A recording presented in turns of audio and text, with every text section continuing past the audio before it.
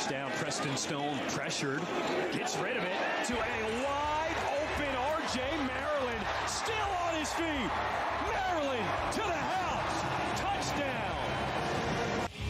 This is 365 Sports, powered by Sikkim365.com. Hampton wide open running, 30, 25, 20, 10, 5, touchdown Carolina. 365 Sports is presented by IdealMRI.com. High-quality MRIs for $497 or less. IdealMRI.com. Your health is important, so is your budget. Spencer Rattler wants to launch a deep one, and it is caught! Juice Wells all the way, touchdown Gamecocks! 72 yards. 365 Sports is also brought to you by Texas Farm Bureau Insurance, protecting Texans since 1952. Judkins up the middle, no one home for Auburn. House call, touchdown. Have you subscribed to our YouTube channel? Search 365 Sports on YouTube. Brought to you by TFNB, your bank for life.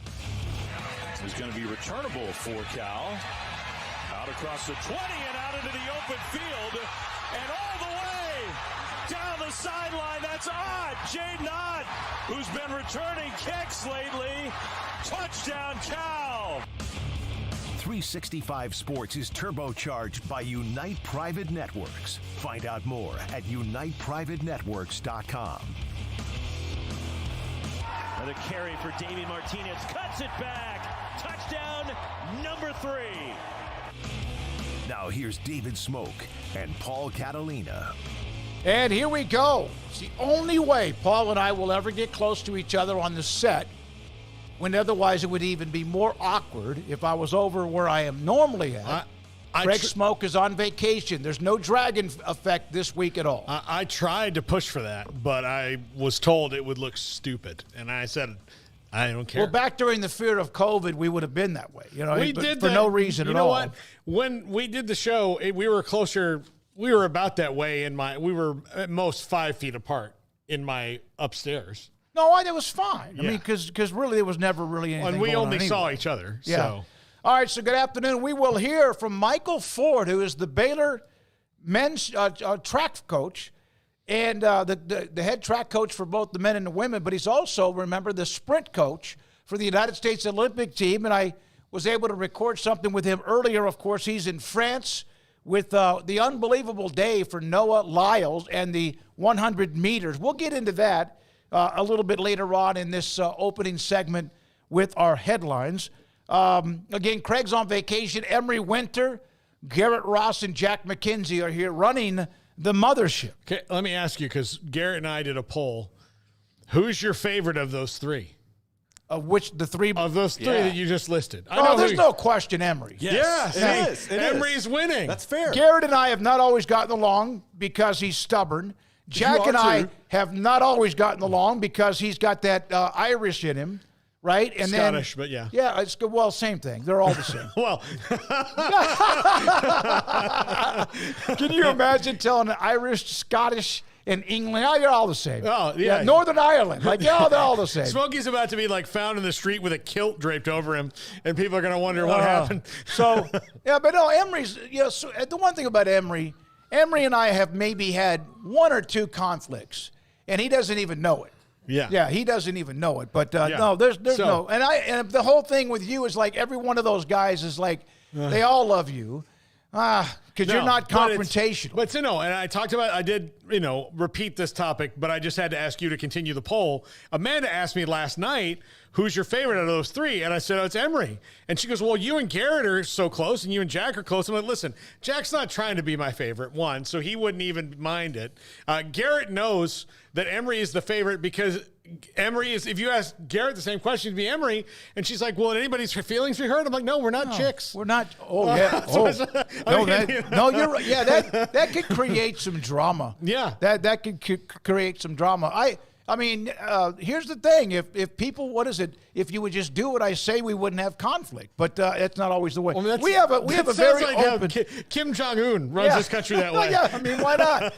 All right, so we're going to get to the coaches poll in a moment and break it down and have fun with that. Our guest today at 3:45, Jason Scheer, Wildcat Authority. He will join us as I think we will have one or two more Big 12 programs that opened up their practices last week that we still need to get to, but we got a bunch of them. Also today, Adam Rittenberg, he and Bill Connolly from ESPN did a really lengthy, and really there's no, you could argue and discuss this forever, the list, various categories of underachieving in college football that led to me going back and forth with an LSU fan. There you go, Garrett. I don't know, came to the defense of Texas, of all people. No, you can't be doing that. Yeah, and then Pat Smith will join us, three-man front.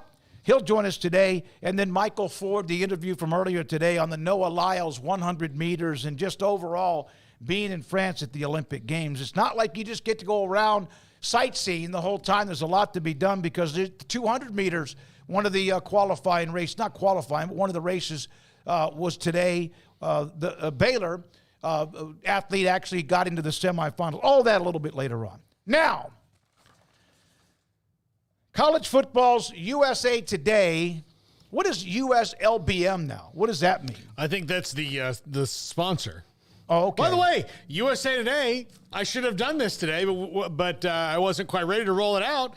They're a sponsor of the show now. Well, why would they not be on a day we release their coaches poll? Yeah, Paul? that would be a good idea, but I didn't have the graphic ready. Playing hard to get with them or something? No, I just didn't have the graphic ready. So here's the top 25. Now, we're going to go piece by piece on this. The chat room, good to have you with us today. The text line is 254-339-1122. Here are some nuggets. First of all, Georgia being number one. I didn't know if it would be Georgia, Oregon, or Ohio State, but I thought it would be one of those three. Here's the thing about Georgia. The last time that somebody was ranked as number one in the coaches poll, preseason poll, that won the national title was 2017 Alabama. Now, you might that's all. These are trends for some reason. They were ranked number one in 17, and they won the national title in 2017.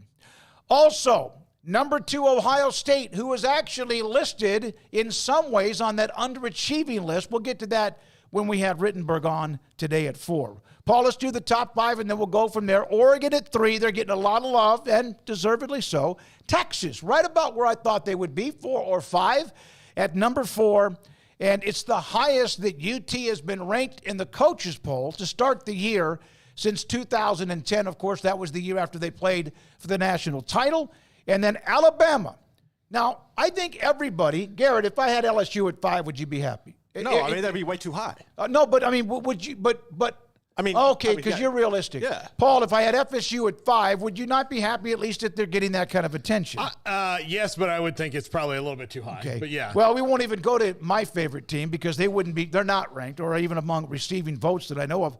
Alabama, it is the first time, think about this stretch, since 2009, the year they won the national title, that they were not ranked among the top 3 in the preseason poll. Yeah, that's just an amazing streak, but we knew that already, I guess. I'll say this, and I'll duck my head and wait for the thundering boos from Tuscaloosa.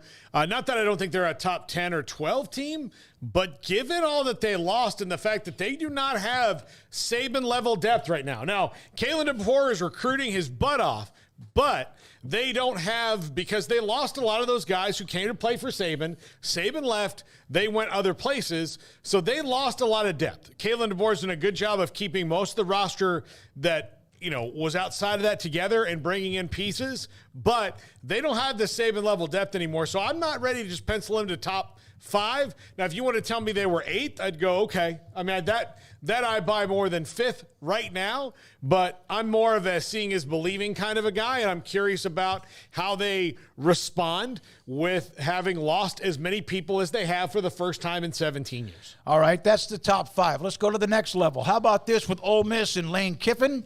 Highest, that they have ever been ranked since the coaches poll began back in 1991. And they should be ranked high because they spent a lot of money to get there. 11-2. Yeah, they were but very the highest they've been. They started the coaches poll in 1991. Remember, it was the Associated Press and UPI, which I think still might have been the coaches. I don't remember. But that's the highest they have ever been ranked. Everybody seems to be pretty much in on Ole Miss. Now, if they're 11-2 this year and don't make the SEC tournament or the title game, then they're fine. They'll be or 10-2. They'll be in the playoff. But it's where it comes to Ole Miss is the two were not, one good one and one team that's equal to you. The two were the two best teams they played all year. So they need to make sure that they're one of the best teams and they're not losing to that. They've got to be on that level. But they certainly, given all that they've done to the roster, if not now, when for Ole Miss, with Jackson Dart coming back, with all the depth that they have. And I know their depth has been called into question. I'll say it again. Lane Kiffin did something pretty sneaky smart this year, where not only did he go out and recruit the transfer portal, and they spent a lot of money there, of the top 25 JUCO players available in the country, he got like 11 of them. Yeah, I didn't know that. He got a good chunk of JUCO guys, which a lot of them aren't going to start, given who their starters are going to be based on the transfer portal numbers. But he's got some depth now of guys who are ready to go and who are upperclassmen. Well, the junior college Bill Snyder really, really helped fulfill their move from what was awful for years into what they started to do in the mid-'90s by getting junior college players. And every once in a while, if you're fortunate, you get a Michael Bishop, or if you're Auburn, you get a Cam Newton, or others like Nebraska got Mike Rozier, who was a junior college player back in the 80s. All right, so there's Mississippi. Number 7, Notre Dame. And it's weird because it's, first of all, they're independent. I know they play an ACC schedule among others, but it seems like to me that they're under the radar. Well, but yet they're in most everybody's top 10, so I can't say that because most everybody has them in the top 10, but it just seems like you don't hear much about Marcus Freeman and the Irish. This is the Riley Leonard factor. Now, they did lose their starting left tackle today, which might affect this overall. But we'll see what kind of depth that they have there behind him. But, look, Riley Leonard on that team with the players that they have is certainly worthy of a top 10 vote, but Notre Dame's problem is has never been hype. They're always hypes. It's lately they've lost a stupid game at the beginning of the year that they shouldn't have lost. And then even though they may close really strong, that game that they shouldn't have lost is an albatross around them, and it's another disappointing year for the Fighting Irish. Well, they played Texas A&M early on, and we have a note about Notre Dame. Let's go ahead. You don't have to put the tweet up, Garrett, but Notre Dame's offensive tackle, who's a starting left tackle for them, is out for the year with a torn ACL. There we go. Notre Dame offensive tackle. I don't know if he's a left or right tackle. Jaguar is out for the year, season ending, after an upper body injury that suffered in practice over the weekend. So that is a note about Notre Dame. Back to the poll at number 8, and they're in the news and have been for the last couple of days, really for the last several months. Michigan is at number 8, unbeaten, ran the table, won the national title. Sharon Moore, the head coach. Harbaugh's with the Chargers. And then, of course, there was the ESPN article that we will dig into. Here's a note here, Dan Murphy, that Sharon Moore could be facing NCAA penalties related to that Connor Stalions investigation. Maybe even as much as 1 of 7 on staff that could be involved. And I don't know if this is like something that's different, more evidence, and now the NCAA is going to try to drop the hammer, although their hammer's usually like about as hard as a marshmallow. Yeah, based on reading it, it sounds pretty egregious. And all the things that a team that said that, no, we're not cheating, but was actually cheating would do, deleting hard drives and text messages and, all of our suspicions are correct. It was, in fact, Connor Stalions on that Central Michigan sideline. And so what do you – okay, right, you're right. And I don't think we ever had a doubt. Right? What are you going to do? The coach is gone. A lot of the players are gone. Usually when teams vacate something, it's because a player was ineligible. That's not the case here, so you're not going to do the Reggie Bush USC thing.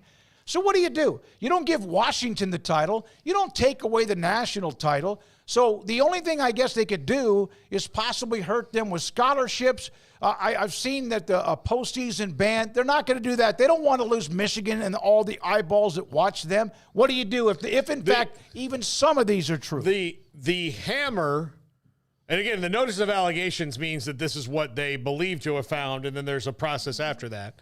Allegations, not convictions, by the way. The hammer would be, like you said, postseason ban. I would say that's unlikely to happen. Last time, remember we brought up like Oklahoma one year, Auburn one year, A&M one year. There's been a handful. That was mainly back in the 70s too. I would say that scholarships are at risk and suspensions are at risk here. The coaches? Coaching. Okay, yeah, well, Michigan played their last 3 regular season games last year without Jim Harbaugh. Well, I mean, if you're going to suspend Sharon Moore, then the guy who was coaching for him is now suspended, and you're moving on further down that line. So it's probably be a graduate assistant. It'd probably be a bigger thing. I don't think that the college football playoff will want to lose Michigan and the eyeballs because they are always among the highest watched team when they're on TV. Yeah, and Michigan's going to fight this until they get to a point. So that's the other problem with this is this could get tied up for a little bit of appealing. I think the genuine problem I have with it was Michigan is clearly caught. They're caught, right? And when they got caught last year, I understand not wanting to comment on it, but the narrative around it was like, well, everybody does this. Well, no.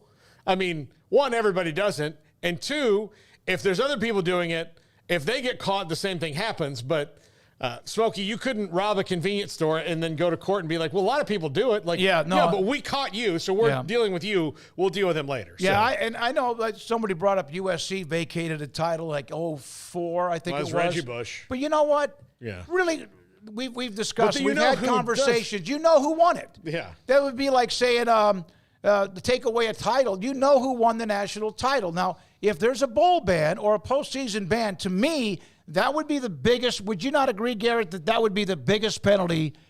Scholarships, okay, that eventually could wear you down. But to me, you don't vacate a damn thing. It's stupid.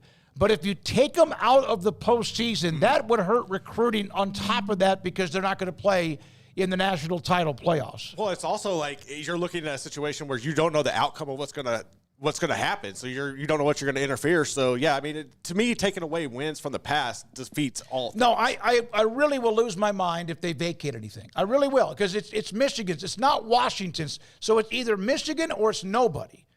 Okay, now with that. All right, number 9, Penn State at number 9. They're just kind of there, aren't they? But they always have that Ohio State or that Michigan hurdle, which, by the way, a lot of people would if they're in the same division with them. And number 10, the Florida State Seminoles. I think that's about fair for them. I think that I look at their schedule and see 10-2 this year, given all that they've lost, but I think they have one of the better coaching staffs in the country. I think they're going to be downgraded at the major positions. They're not going to be as good at wide receiver. They're not going to be as good at quarterback, and they're not going to be quite as running back might be less able to notice, but Trey Benson was a stud for them, an absolute monster. So even though you may not notice it as much at running back because they've got better depth there than they did at those other positions, you'll see it. Where I think that it's going to be buoyed is that their offensive line is actually better this year than it was last year, and ranked number 1 in the ACC, as a matter of fact, which is something I never thought I would see again. So I think that's going to get them through. And then, of course, losing Jared Verse and Braden Fisk on defense is Renardo Green. Those are 3 guys. Okay, you just don't happen upon, but they'll be all right. But they lose Jordan Travis too. Yeah, I mean that's the big one. All right, now the third 5, Missouri, Eli Drinkwitz and the Tigers, right there at number 11. LSU, Garrett, at 12. That about right? Yeah, I mean, I can see, honestly, putting them down a little further. You replace both offensive and defensive coordinators. You got to replace a Heisman Trophy winning quarterback. Your secondary was suspect. So, I mean, I think anywhere from 12 to about 20 is correct, personally. Utah, the first Big 12 team mentioned. There are 5 of them mentioned among the top 25. Most of that stacked in the second half of it. Clemson at 14. Tennessee at 15, and then Oklahoma, which is about where I thought, at number 16 in the top 25 poll. Then you see the rest, 2 back-to-back Big 12 schools, K-State, Oklahoma State. There's Miami, A&M, Arizona, Big 12, NC State, USC, and then Kansas at 24, Iowa at 25. First time since 2009 that Kansas has been ranked inside the preseason coaches poll, back when they were coming off that nice run with Todd Reesing, is that right? And Mangino before all that blew up too. So there we are, SEC 9. That's the most ever. Or no, now think about this. 9's tied for the most ever. But you add Texas and Oklahoma into the mix, which you do. Tied for the most ever. That means another conference at one point, some other conference had 9 without realignment, where leagues are starting to get more compressed. So there we are. Big 10 with 6, Big 12 with 5, ACC had 4, and Notre Dame, the one independent. Let's see here. Others receiving votes. Let me see if anyone else. SMU's right outside the poll. Memphis, medal.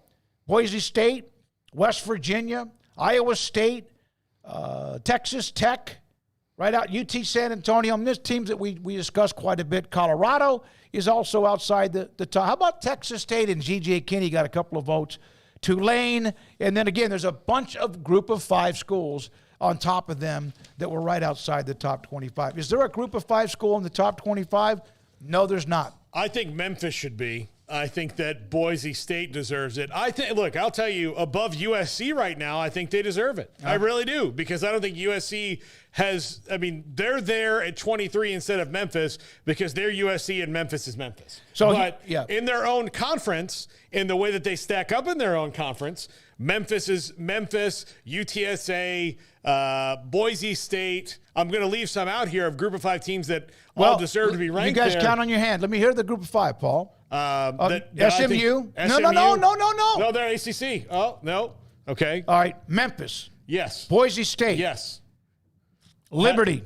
I don't want to put Liberty in that argument because their schedule is crap. Doesn't matter. They're a group of 5. Yeah, they are. So, they have, oh my God, UCF fans, you need to contact USA Today, even though they're a sponsor. Yeah. Because they put Central Florida as receiving votes. UT San Antonio. Yeah. Appalachian State. Yep. Texas State, Tulane, Air Force, James Madison, Miami of Ohio, Troy. Just a whole bucket load of them in that others receiving votes. Miami, Ohio's got one of the best defenses in the country, by the way. And all those certainly deserve, again, I'm not trying to crap all over USC here, but based on what's recently happened to me, they're a little bit out of it. And I would put a team like Memphis, especially in above them, because they're going to finish with a better record. Now, are they going to be, number 2 in the country? No, but I think Memphis, given the fact their schedule, yes, will be easier, but they play a tough non-con sched, and they've got a good quarterback, they've got a good defense, they got good things going on there at Memphis under Ryan Silverfield. I think that they were worthy of a ranking to start out the year, but I don't have. Are you dating Metal now or something? No, Are you wanting to date him? Yeah. All right. No, but they seem to be getting a lot of love, and it would be great if they have. All right, now, at 4:45, Michael Ford is the U.S. Olympic sprint coach for the U.S. Olympic track and field team. And here is the overhead view of the Noah Lyles 100-meter. And when I text Michael Ford last night, and it was pretty late into the evening because they're 7 hours ahead. So right now it is 10:30 in France, somewhere around that time. And I said, hey, could you come on tomorrow? And we're trying to figure out the time change. This was amazing. He told me earlier today also, it's the first time that everybody in the 100-meter Olympic final ran a sub-10, like a 9.9 or better. Everybody, look how close everybody is, and it's because of Noah Lyles' chest. His chest, his upper body, his torso was the difference in beating Thompson from what is always a very competitive and really good, of course, with what Usain Bolt, among others, with Jamaica. Unbelievable final. Unbelievable final. One of the most fun things I've ever watched in my life. And it lasted 9.7 seconds. Yeah. And, You know what I find is amazing about something that lasts 9.7 seconds? If you ask all those guys who ran it 9.7, 9.8, 9.9, they're like, damn it, I could have been faster. And you're like, how? Yeah. Like one guy's been faster. We've always talked about this. If you and I could physically do one thing athletically, what would it be? Would it be able to run fast once or be able to jump, and actually truly dunk a basketball? Mm-hmm. Oh. Which would it be? Oh man, it's like asking 12-year-old me if you can go in the room with Kathy Ireland or Cindy Crawford. What do you would do? There's no bad choice for me here. I would rather run fast. I think here's Cindy Crawford on a infomercial the other day. She's still doing well. Running fast to me would be a more useful skill than dunking a basketball. Outside, no, it would be exhilarating. Yeah, it would be more like, as much as I would love to dunk a basketball, if I could run really fast, and not even world record time, if I could just be fast, sub 11 seconds, I'd be fine. I think that would make me happier than jumping higher. Although both of them I would feel better about myself as a human being either way. All right, I'm going to go back to the chat, and we're going to go back to the 100 meters, but we have a rule on this show, and I saw a couple of you break it. Like, well, so-and-so should have been in the top 25. Paul mentioned Memphis, but he also mentioned they would replace USC for him. So it's a top 25. It's not a top 29 or 32. So if you have a team you think should be in the top 25, give us the name if you want, but also tell us who should come out. So there's the overhead view. Unbelievable. When the race finished, United States NBC broadcast basically said Thompson had won. Michael Johnson was working for the BBC. He said that Lyles won. And how could anyone have how could you have tell? Well, Lyles, I think, even thought that Thompson had won based on what he said to him when they were waiting for a picture to show up. You got me on the lean. That's what he told them. Yeah. And Thompson's huge, he's a big man. By the way. If he was at the NFL Combine, the drool factor would be 10 out of 10. Okay. If you were I'm watching yesterday, and all I could think about was our friend, the late, great Gil Brandt, watching Thompson and going, you think I could? Yeah. You think I could convince him? Yeah. Like, it's different now. Like, Bob Hayes was probably easier to convince because he's like, hey, now that you can't be an amateur sprinter anymore where you made no money, how would you like to come play football? Well, all the guys, Noah Lyles, all the medalists in that event are now set for life. Yep. So if they want to do something like that, it's just because they're like, all right, I'd like to try it. I think like an Olympic gold medalist might get $30,000 to $50,000 or whatever. It used to be nothing. You got to pull. Now it's the endorsement factor that he gets the rest of the way. So if I'm Gil Brandt now, if I'm Gil Brandt reincarnated, which would be a wonderful thing if that could happen, but if I'm Gil Brandt reincarnated, after I found my free breakfast buffet and I went out to watch it, I would not be so enamored with number one, but the guys who didn't qualify, but they're still fast as hell. Yeah. Those are the ones I'd try to pick off. Well, I mean, the guys, the athletes, the way they're cut, Thompson if you're the 25th, is an animal. If you're the 25th fastest guy in the world, I want you on my team. Yeah. All right, here's a note about Noah Lyles that I knew some of his story, but I didn't know this part of it. Asthma, allergies, dyslexia, ADD, anxiety, and depression. Now, I can check off 3 of those 5. I used to have asthma. I used to have allergies. I am absolutely ADD. Luckily, anxiety only happens when I just have a lot on my plate, and I have rarely ever, I think, gotten myself in the point where I'm depressed. So look at all of what he has battled to get to where he is, and he probably still has that on a daily basis because a lot of that comes with you and stays with you for the rest of your life. My allergies are terrible. The last time I was 18 years old that I got what they call the prick test where they, it's a horrible name. But they make little, poke your arm with a needle and then like put little drops of whatever you might be allergic to. They put like 50 of them on your arms. You have to hold it like this for 30 minutes. I've never heard of that. I've heard of a shot. So, that's how they figure out what to give you a shot for. Okay. So they're like, we have a lot to make for you. There's only like 3 things on the whole dots that didn't do anything. I also have anxiety, and depression might be a stretch, but I have anxiety. That's for damn sure. You know that. And it is if you take one of those things, like allergies and asthma alone for somebody who needs to breathe, that's better than all of us because he's running so fast. That I haven't had allergies in forever. When I lived in East Texas with all the pine trees, do you know who he reminded me of when I heard that story about asthma? Was Teddy Roosevelt. Almost died when he was a child of asthma, and through sheer force of will, like grew up and overcame it. That's unbelievable. Like and Noah Lyles, like you have to have some will to do that. For someone like me who's claustrophobic, having anything when I have a head cold, it can get me a little bit shaky. Now, Scotty Scheffler. Wow. So I'm playing golf yesterday morning, and I get a text from Paul. It's around 11 o'clock or whenever they're winding down, and he gets emotional. He said Scotty Scheffler is leading, and Fleetwood just bogeyed 17 that put Scheffler up 1. Scheffler shot a 60-2. Fleetwood then could not birdie 18 to force any kind of playoff. Scotty Scheffler has won the Masters. The Players. He also won the Olympic gold, not to mention he's won a ton of tournaments. Schauffele had the 2 majors, but what a year for Scotty Scheffler. Scotty had some high finishes, like top 10 finishes as well, in big tournaments. What a year. But I was texting you and you're like, oh, man, of all the things in the Olympics you should be watching, it's this. It was one of those things where just country by country, if you were American, English, Spanish, Japanese, Irish,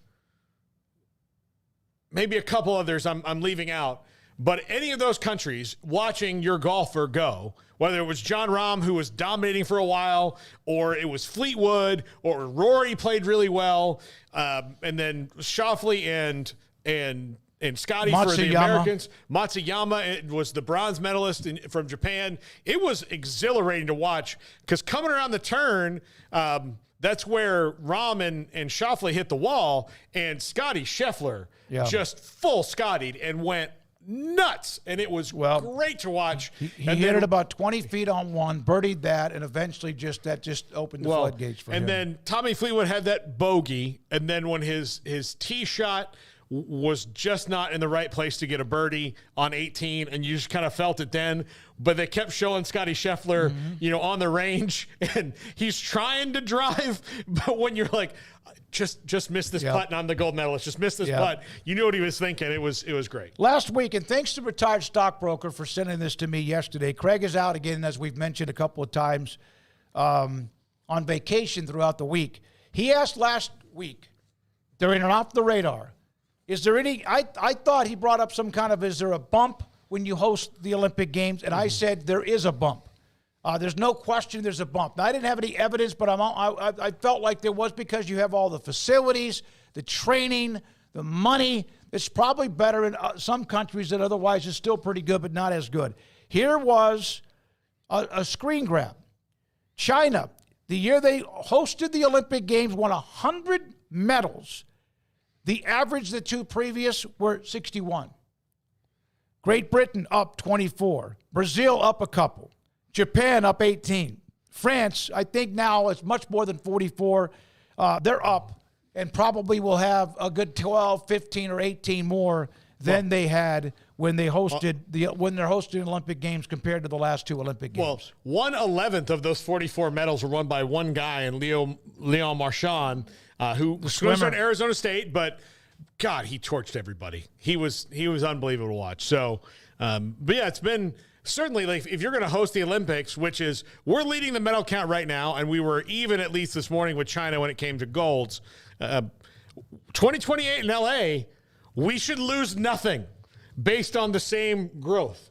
We should clean sweep it. Even sports we don't play. The United States men's swimming team, they did win, I think, overall the two they won 8 medals or whatever it was, or 8 gold. They for them.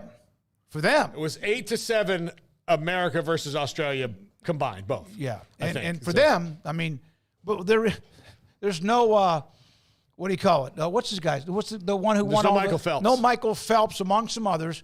But the women's, Ledecky and them, the women dominated with what they did. All right, so today, Jason Scheer around the corner. from Arizona from Wildcat Authority. His thoughts about the Wildcats a week into their fall camp, and then a couple other notes. And did he really kind of just enjoy Friday, the official day of the 4 Pac-12 schools joining the Big 12? We'll have Adam Rittenberg, Pat Smith, Michael Ford joins us. I just got a question from somebody on the website, and I think it was in maybe even Thursday or Friday. Tim Brando was going to be on with us last week. He was sick, and he kind of kept on, just couldn't get over it. He texted me back and forth yesterday. I think he will be locked in for tomorrow. And also had a good conversation with Phil Bennett on Friday. He left to go to California for a week and a half. When he's back, he will be on with us and start the run during our football season coverage. All right, we appreciate you. Where are we right now with the subscriptions? I thought it was at 57,000. 57.2. 57.2. Thank you very much. Please hit the like and subscribe button if you haven't. I've never understood if we could have 150 or 400 people online viewing and there's like 29 like. Please, if you don't mind, hit the like and subscribe button. And I know that I need to refresh my screen on occasion there, too. Those are harder to get. Views are like the dogs of it who are loyal to you and enjoy you walking in the room. The likes, to me, are like the cats where you've got to earn maybe a little bit more. Yeah, cats can be very You got to earn it with a cat. Yeah. And by the way, what would it be like to be a pole vaulter? I mean, it's not all bad news for him.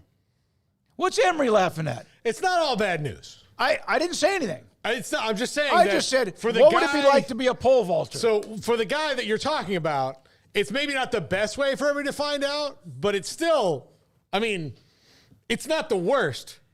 He ought to be from like China or Japan, like hung low or hung high or hung large or whatever his name would be. That is going to get us so canceled.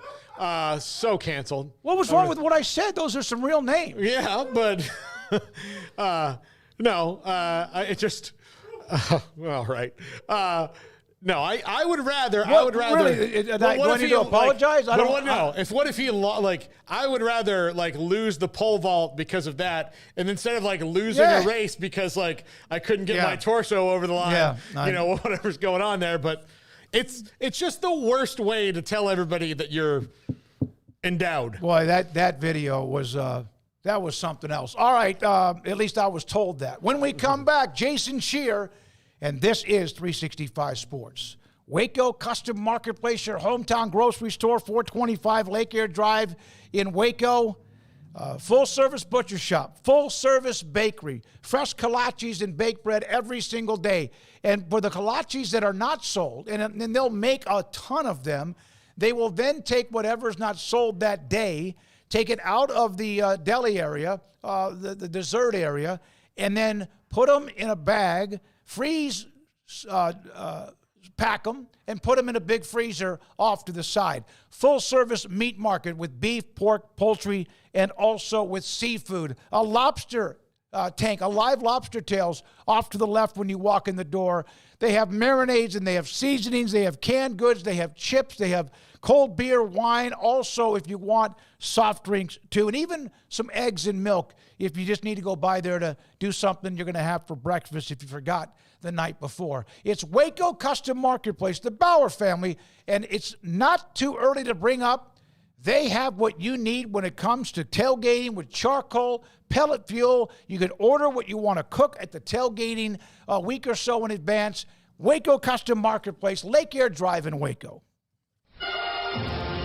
Last call before football. This is Mike Mosel from the Baylor Club inviting you to our biggest membership open house of the year. Join us on August 8th from 5 to 8 p.m. for a thrilling, family-friendly evening with aerialist magician. For 710-8080 today. See you at the Baylor Club August 8th and sick 'em Bears. Make this the summer of Ram at Allen Samuels in Waco. Drive home in a 2025 Ram 1500 Lone Star for just 2.9% for 72 months with no payments for 90 days. Plus, first responders get an extra $500 off at Allen Samuels. At Ideal MRI, we feel blessed to be part of the Waco community. We're a small family business here in Central Texas. At times like this, the cost of healthcare has never been more important. And unfortunately, significant illnesses and injuries still occur. And that's why Ideal MRI is open and here to serve you through this difficult time. So if you need an MRI, ask your doctor about Ideal MRI. You can schedule online in minutes at idealmri.com or call 833-IDEAL-MRI.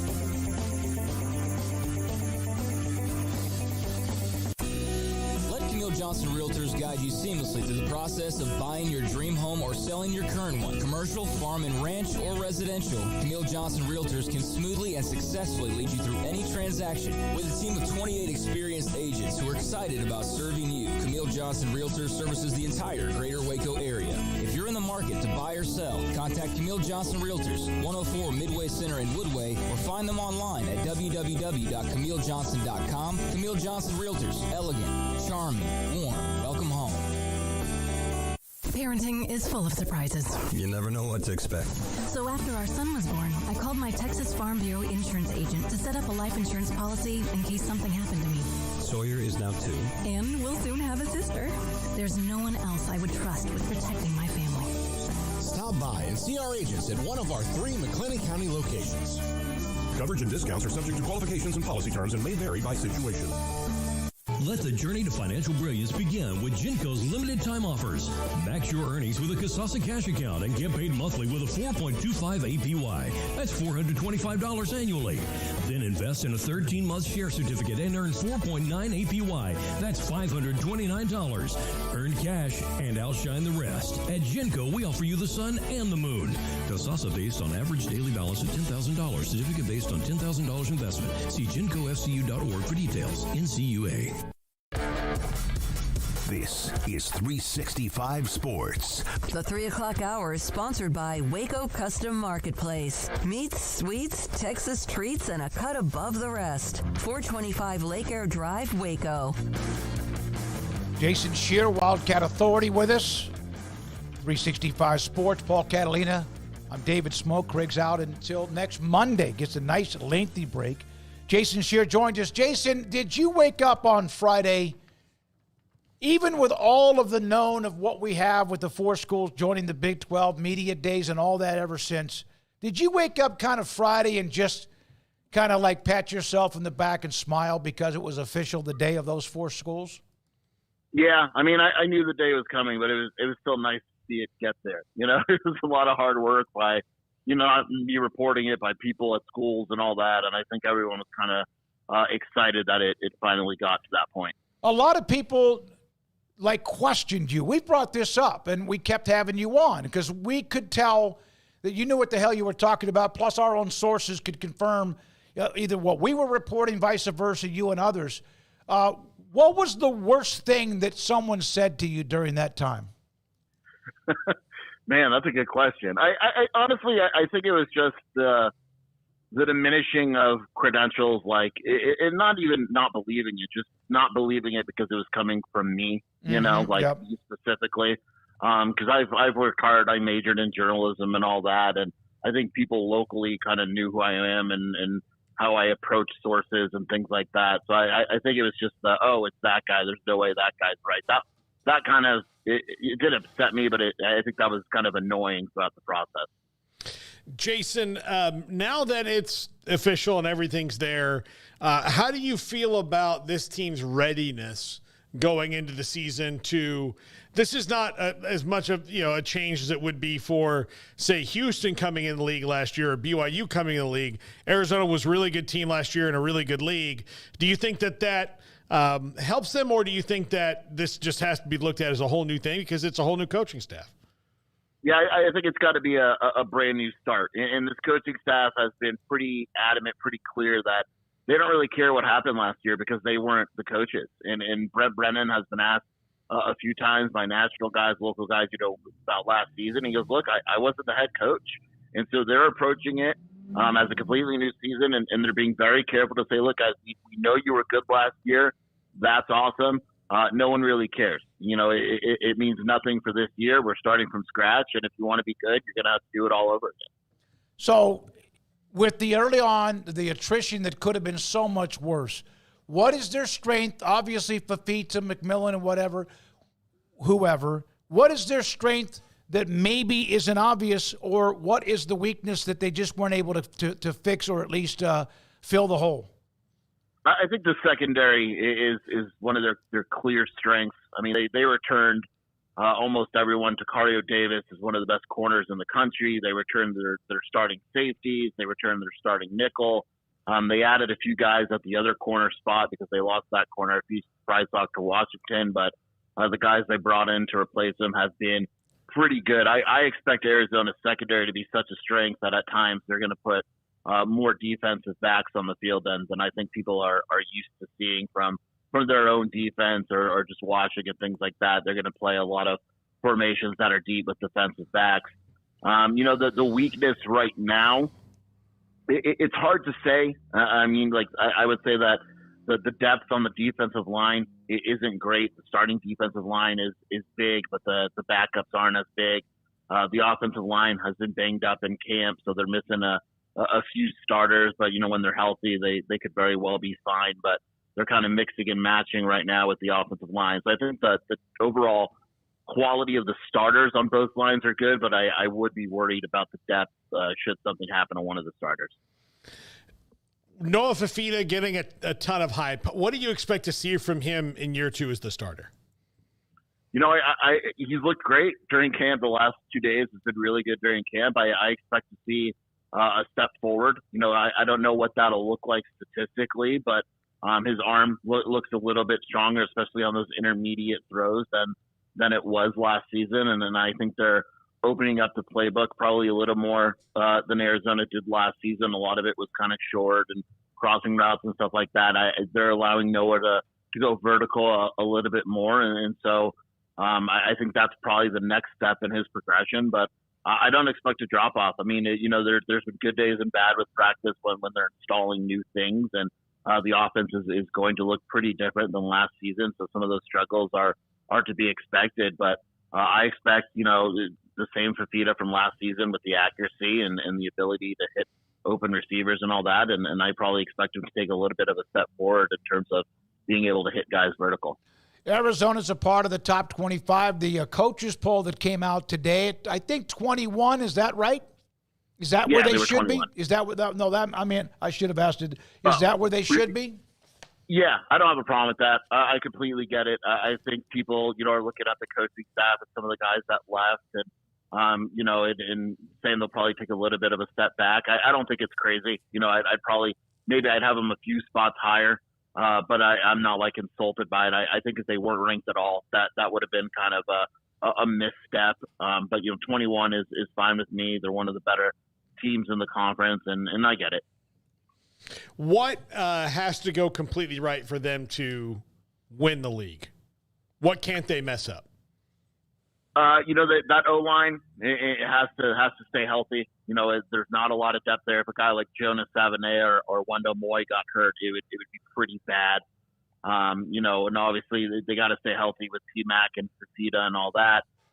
Defensively, that other corner spot across from Tacario, they brought in some guys. Louisville transfer Marquise Groves-Killebrew has looked good in practice, but he hasn't played a lot in games. That has to carry over. His practice ability has to carry over to games, and I think if that happens, they'll be in pretty good shape to win the league. But to me, and you could probably say this with a lot of teams and throughout the country, if one of their starting linemen get hurt on either side of the ball, it's going to be a pretty big hit for them. Back to the offense, you mentioned what they had done and what Dino Babers wants to do. How has Fafita reacted to that? Has he said much? He's always going to be complimentary and always be positive, no matter what happens. That's just the type of guy he is. It is a very different offense. It's the first time we're really, in the spring, it was kind of vanilla getting guys, going with the offense and the terminology and all this. It is a very different offense than he ran last season. It's very multiple. Tight ends are a very large part of it, and there's a lot of different looks. And but Noah's always going to stay the same, and I think that's what's so impressive about him is his demeanor is always the same. If he's frustrated, he doesn't show it. He doesn't take it out on other teammates. He's very even keeled, and that's why when Arizona found themselves down in some games there were some games where even the Alamo Bowl, I mean, he was getting sacked quite a bit because the offensive line wasn't there, but he never let it get to him, and eventually he calmed down and helped lead Arizona in that game, and I think that's what makes him so impressive. Did they have to recruit or the offensive line different with Baber's offense compared to what Fish and them ran? It's a little different bit of a style change on both lines, actually. So Brendan Carroll, the offensive line coach, was kind of just hold your ground last year and block that way. Josh Oglesby, who's the offensive line coach now, is more of, get downfield. They want to move guys back. So it's a different philosophy for sure. They're recruiting very large individuals coming out of high school. I mean, the guys they have committed are absolutely huge. There's a lot of versatility, too, a lot of cross-training, which is a little bit different. But it is a different style of blocking, and that's something that'll be interesting to see how these guys react. Jason, for Big 12 fans that, might be coming in to Arizona to watch a game, I know that they don't have the most intense recent history, but describe an ideal game trip to Tucson. I think people that haven't been here will be surprised. It is a college town through and through. All of Tucson revolves around the university, and so when you get down, to the college, you're at the U of A. You go down to 4th Avenue and University, where the bars and restaurants are, and it is packed before games. I mean, it is lively. Is the tailgating scene as good as some schools in the Big 12 or the SEC or all that? No, but people still tailgate. I mean, it's still active and fun, but in game day, when you get there hours before a game, it'll be lively, and 4th Avenue is in University. It's just fun. I mean, people do care about Arizona football. I just think that there was a time not so long ago where Arizona football was so bad that the fans checked out a little bit. And I mean, it was as bad as it gets. And credit to Jed. He brought fans back, and I know that the season ticket sales are more than they were last year. So there's going to be excitement around the program, and it's a pretty fun environment. Jason, one more thing. I don't know if I never could find the entire article in Athlons that I saw people refer to, and even an image of a paragraph or two about Colorado inside the locker room. I don't know why. I could never find the link. Did you read any of that article, or is that just something that was a mirage? There's a link to it, I believe. I don't know. It's hard to, that's actually a good point. If there is a link to it or not. Because I retweeted it and made a comment about it. But that guy has wrote a couple of hit pieces before on Colorado. So I don't really know if it's accurate. And I don't, look, I mean, there's so much in those articles that it's like if this stuff was all going on, you would assume a national guy would have got a hold of it with the amount of stuff that's in that article. So I don't really, to be honest, pay a lot of attention to it. I mean, I'm looking now. So there is, I did find the link. So it is in Athlon. It is printed. Okay. Is it online? Yeah, it's online. Okay. All right. Would you mind sending that to me, or just I'm online with them right now. I'll find it. But I never could actually read it to kind of find out. And I had different opinions. People thought it might be a hit piece or whatever, not questioning who wrote it. I want to read it myself before I make any kind of decisions. But all right, man. Hey, your daughter, your kids are back in school. Is that right? Yes, they went back today. Is that a good day with their ages, or is it a sad day? A little bit of both. The young one's starting middle school, so that's a little bit iffy for me, and the other one's already a sophomore in high school, so it's nice. So, but we're getting to the point where it goes from nice to sad real quick. Yeah, you blink and they're gone. Don't soak it up. Soak it up. Oh, hey, I will. Jason, sure. Thank you, buddy. Appreciate your time. Jason Scheer, Wildcat Authority, with us on 365 Sports. I asked for questions for him, and don't see any questions. I said if you have a question for Jason, send them to me, but I didn't get any of that. So good for him. Middle school and sophomore in high school. Man, 2 girls. Pray for him. I just don't if I have a kid, it'll probably just be a kid, given my advanced age. At 44. These are on top of the ones I have no kids. When you were at Florida State, a couple of the ones that were slippage. I have no kids. Okay. I have no kids. That's what I've batted 0, which is great. That's good, Paul. I've batted 0. That's good. But yeah, I'm not, or I'm batting 1,000 at not. I don't know which is the better one. So do you think Amanda, who runs the show? Yes. She's the CEO, CFO. If there's a little Catalina or a little Amanda, yeah. Does it take even more of anything you have with power off the plate? I don't have much anyway. No, that's what I'm saying. So in other words, you could go to 0. I'm like the Secretary of Agriculture. Yeah, I mean, I have some things I'm in charge of that are important, but honestly, who's the Secretary of Agriculture right now? I don't know. No idea, right? Unless you're in the field, you don't know. Is that an appointed position? Yeah, okay, that's what I am. Yeah. I am on, in the presidential cabinet of the Amanda. You say you have no, but when you had to go to the airport last week, you said you were really not happy about the fact she was coming back into town. No, that's not true at all. Garrett, do you not remember that? I don't. There was something. I'm not sure. I don't remember nothing like You that. said you've kind of enjoyed. This is why you're not my favorite. Emery would never do this to me. You had said to me it's something about the fact that it was nice to be able to just mess up the kitchen without any consequences. No. Let me tell you, because I was only there for 2 nights without her, I did not cook anything, make anything. I heated some things up. But I did not. So but I did not. Yeah, I'm not. I did not want to. I did not want to go down that road. I really didn't, because she has like an eye, like Columbo or something. When you walk into the room and sees the one thing that's the evidence, that knows that he's like been a the Ritz murderer. Cracker that just a little tiny leaning bit up against the corner. Like Columbo.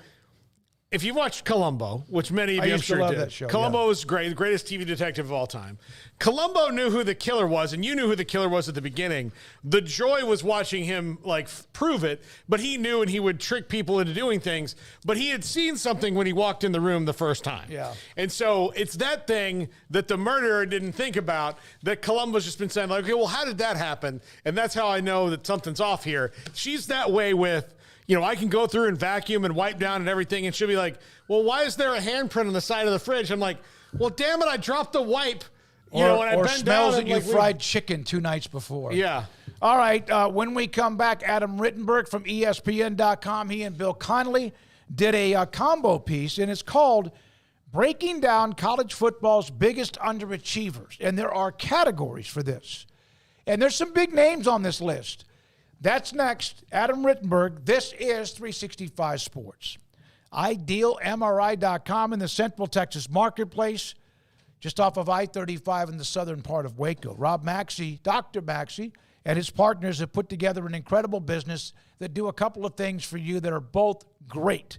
One, they have a state-of-the-art imaging machine. So if your doctor wants to get a better look at something that is hurting you to a point where you cannot really function, it shuts you down, you can't sleep, you're tossing and turning, you sit down, and after a while, it's not just that your back is sore, something doesn't feel right. And you go to the doctor, and they can't quite pinpoint what it is, or they need to pinpoint what it is. You can go to Ideal MRI, state-of-the-art imaging machine, and they will get that evidence on film, basically, with images. I've been in the machine 3 or 4 times. Every time I've already been able to get the images back in the portal to me to send to the doctor. They get it too because they know about IdealMRI.com. And on top of that, $497 or less every single time when the average MRI is at least $1,100, so you can do the math. IdealMRI.com in the Central Texas Marketplace off I-35 in Waco. Y'all listen up. Let me tell you something about group meals from Rudy's Barbecue. It's got all you need for all the folks you gotta feed. Smoked meat, sides, and more. There's everything down to the tablecloth, just like the one that you see at the store. At a bridal shower, it's better than flowers. In a long distance meeting, it'll pass the hours. It'll feed all the cousins at a family function. It's better than potluck at a church luncheon. Next time you need to feed 10 or more, call and order a Rudy's group meal. Next in line. With so many companies and policies out there, it gets so confusing shopping for insurance, and I never know if I'm getting the policy that's right for me. Luckily, I met the team at the Niche Group Insurance Agency. With the Niche Group, you can go to one company and get access to coverage options from many insurance carriers, and you get to speak to a real person about your specific coverage needs. With the Niche Group, I know I'm getting the right coverage at the right price. If you need insurance, talk to the experts at the Niche Group at 1-800-258-8302. Don Humidor, you're home with a 48-foot walk-in humidor with the elite cigar brands from around the world, including the #1 cigar of the year, Aging Room Cuatro Nicaragua. Plus, they have the great brands like Macanudo and Artur Fuente, Rocky Patel, Aston, and so much more. CBD, great for sore muscles, aches and pains, sleep, Vita Dreams, and anxiety, mild depression, general health and wellness. Their staff very knowledgeable on the subject. Don Humidor in the Townwest Shopping Center off Valley Mills in Waco.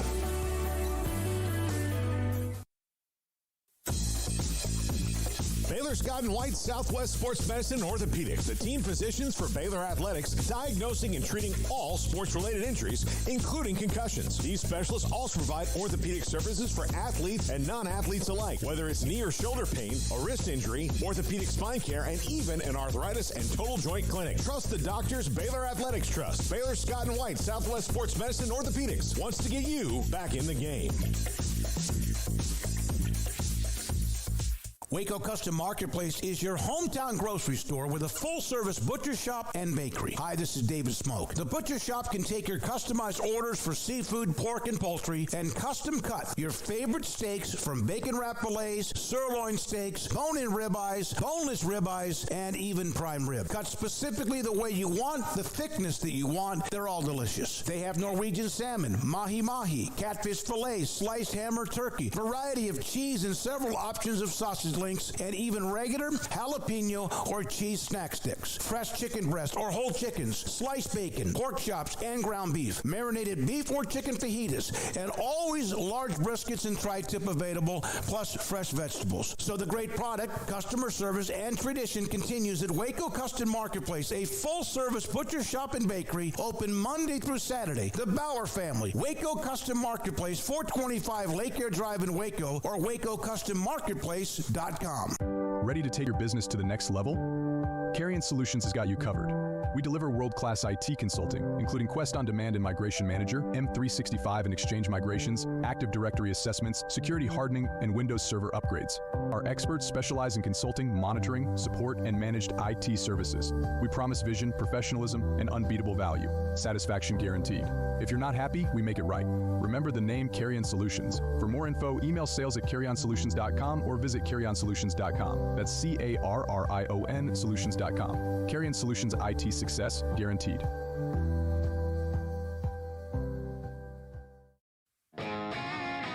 Want to send a message to the show?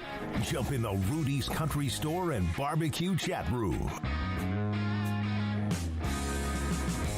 Adam Rittenberg, love to have him on from ESPN.com. He's always had this, I'd say always, but he's had this underachievers tiers, and he and Bill Conley double teamed on the update for this upcoming year, or at least from through 2023. Adam, thank you very much for your time. Paul Catalina and also David Smoke. So earlier today, I saw somebody who covers Texas, and they highlighted the A&M being an underachiever, which is not a surprise, and it's true. You have different tiers of underachieving, and I mentioned that had it not been last year, then UT would probably be someone at some point in the last decade that could have been a part of the underachieving list, and they lost their mind because they thought I was comparing them to A&M, which I was not doing because people never read anything on Twitter. Did Texas take themselves out of contention for an underachiever because of last year?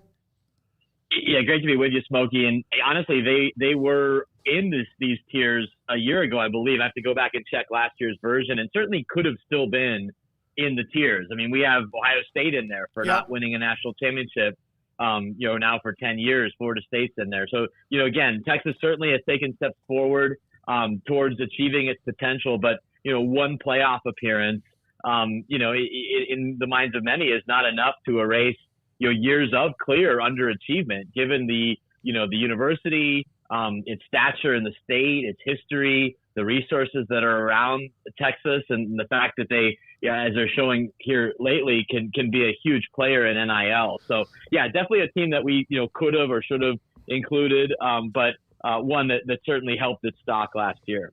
Well, you did mention Texas A&M in the column, and I think they feel as fans, I think they would agree with you as fans, that they are underachieving, especially given the amount of resources that they pour into it. I would say they've gotten less and spent more than most any program in the country. Am I far off on that? No. I mean, honestly, we tried to mix up this year's version, got Bill Connolly involved and some of his numbers, in part just to avoid a repeat of the last 2 years where it was A&M was the lead program. And, they are still the lead program until they start to achieve at a higher level, but in the interest of variety, we kind of mixed it up a little bit. They're still there. And, again, I think I put it in their capsule. They're still the most glaring example of underachievement in the sport. Just as Georgia was. I mean, Georgia was the inspiration for this series, guys, a few years ago because they hadn't won a national championship in my lifetime. And then they won 2 in a row. And they clearly took themselves off of that top line. But A&M, again, resources, great location, tremendous fan base, huge stadium. They have everything you could want, and yet for other different reasons over the years, it's not translated to meaningful success. They haven't won a league title, as you guys know, since the 90s, and then no national title since before World War II. So it's just again. It doesn't mean that, obviously you want money, you want resources, you want support, but it doesn't automatically mean you're going to achieve your potential. And, we'll see if Mike Elko can change that description around the Aggies. Penn State has done well, but when I saw this, their last conference title was 8 years ago. National title, the last one was in 86. That's when Paterno was still entrenched as their head coach. They're good, and yet they're kind of like the other kid in the room, right? Because of what Ohio State usually does. And then now here comes Michigan with their surge. How frustrated is it for James Franklin and Nittany Lions fans? It's really frustrating. I mean, again, the record is 3-17 against AP top 10 teams, and a number of those losses have come against Ohio State and Michigan, especially here lately. Haven't beaten the Buckeyes for a really long time. I mean, there was a period towards the end of Paterno's time, and then even Bill O'Brien into James Franklin, where Penn State was really the more competitive team with Ohio State in terms of talent, in terms of performance.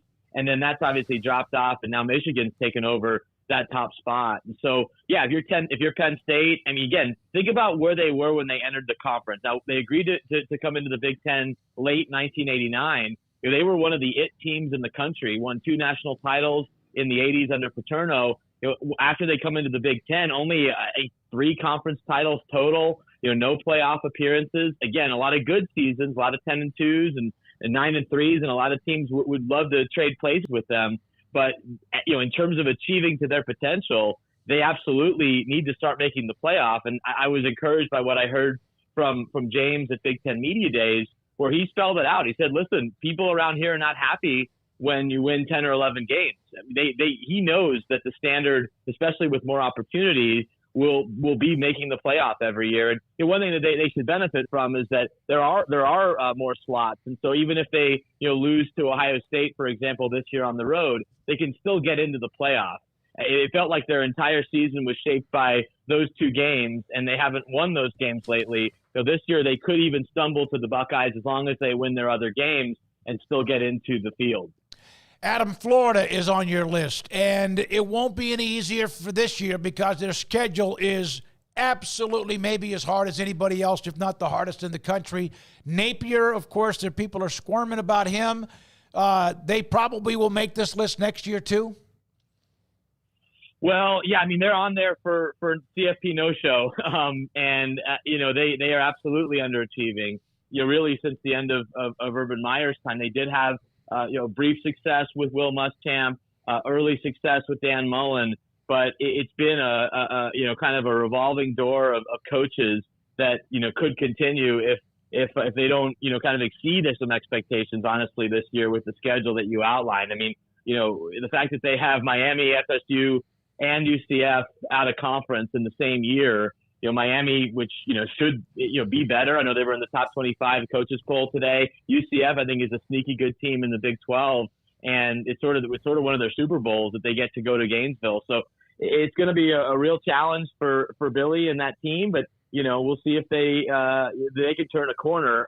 But overall, absolutely, the program's been underachieving since that incredible run under Urban Meyer. And really, the only two coaches that have had sustained success there are Spurrier and Meyer. Adam, for Miami, who you just mentioned, it's not a make or break year for Mario Cristobal because he hasn't had his quarterback yet, but this is one where I'm sure people want to see some results. Is this a year where they break through?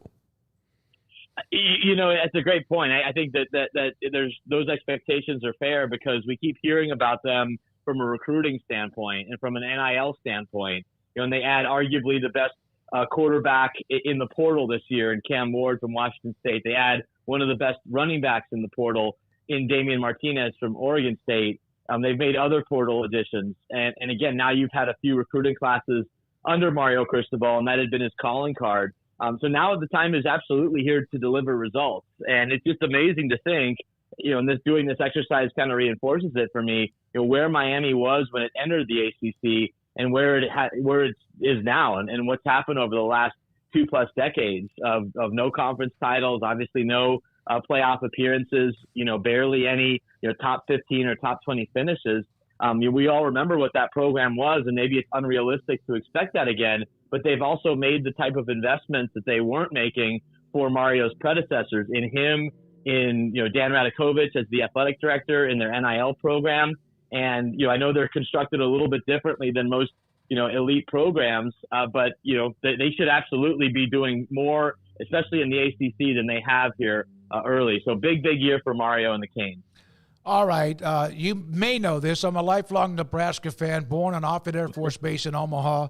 They should be like their helmet should have been at the top of this story because it's just been about a 20-year drought. Had a couple of teams with Pelini that were pretty good with Sue and et cetera. But, Adam, I know Rule's in year 2. He always gets a bump in year 2. But is anyone, in your opinion, define underachiever more than Nebraska? Well, they have, Smokey, certainly in relation to that history. Now, I think, I'm curious if you disagree. I think what they accomplished from, 1963 basically to 2001, given the state that they're in and the lack of population, the fact that they were a nationally elite program, 5 national championships, all those conference titles, all those top 10, top 5 finishes. It's just one of the greatest things I've ever seen in American sports. Now, to replicate that is just not realistic anymore because of the way that the sport has changed, population has changed, NIL. There's so many other factors here. But, for Nebraska to not make a bowl game since 2016 is just completely inexcusable for a program with that type of fan base, support, and tradition that they can still sell. So, yeah, I mean, they're not going to become the Nebraska of the 90s, but they should at least become what they were, towards the end of Bo's time there, which was a competitive program in the Big Ten that could win, 9 or 10 games. They would take that in a heartbeat right now, given what they've endured really since they got rid of Bo. So It's been an absolutely miserable decade. If I were to give you 5 options for how Nebraska's, first decade plus would go in the Big Ten, and I gave you a worst option, this would have been worse than the worst option. Yeah, no question. As far as how they perform in this league. And it really goes back to a lack of leadership and a lot of different changes there, coach and athletic director. They hope they found the right combination now with Matt Rule and then Troy Dannon obviously coming over as the AD. Yeah, they just they forgot how to win. They looked for something bad to happen, which is what teams that normally don't win much, they look for how can we lose, and my God, they have found many, many ways. Adam Rittenberg with us, ESPN.com on 365 Sports. Adam, are you guys going to do the overachieving teams? Is there a yin to this yang? Yeah, we talked about that, and certainly might look at doing that piece as well. I think this is, candidly one that gets a little more attention among the fans, but I think we should certainly spotlight teams that have overachieved, teams that have done more with less. And, I think, again, I know Baylor's had an up and down stretch here lately, but, they have been an overachiever here in the last, 10 to 15 years, especially relative to their history. And there's others that we could look at as well.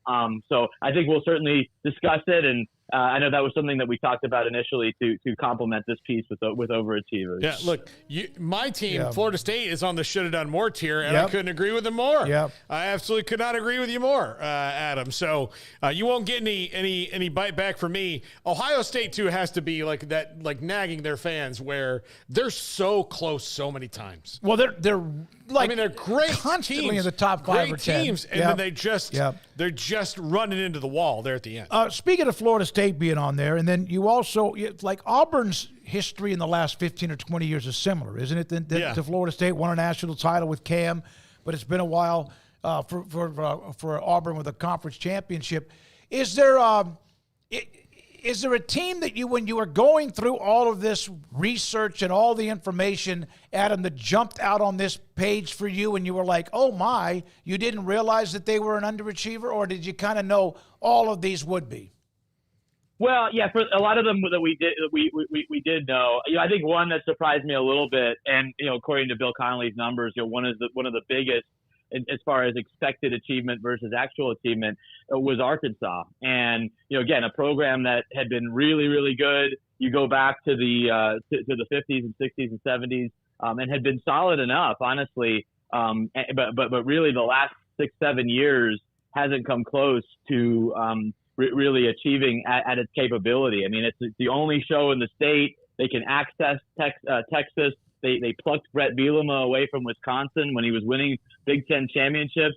And, they can't even have a winning record in the SEC right now. So, and that's another place that we're certainly watching for potential coaching change after this season. So it's definitely a prideful program, one that, as you guys know, has tremendous history going back, especially in the Southwest Conference. But they've had a hard time, finding their way here lately in the SEC. Adam, do you turn off your responses, or people can respond to you after something like this? Because fans are nuts. Oh, no. Fans are nuts. Yeah, no.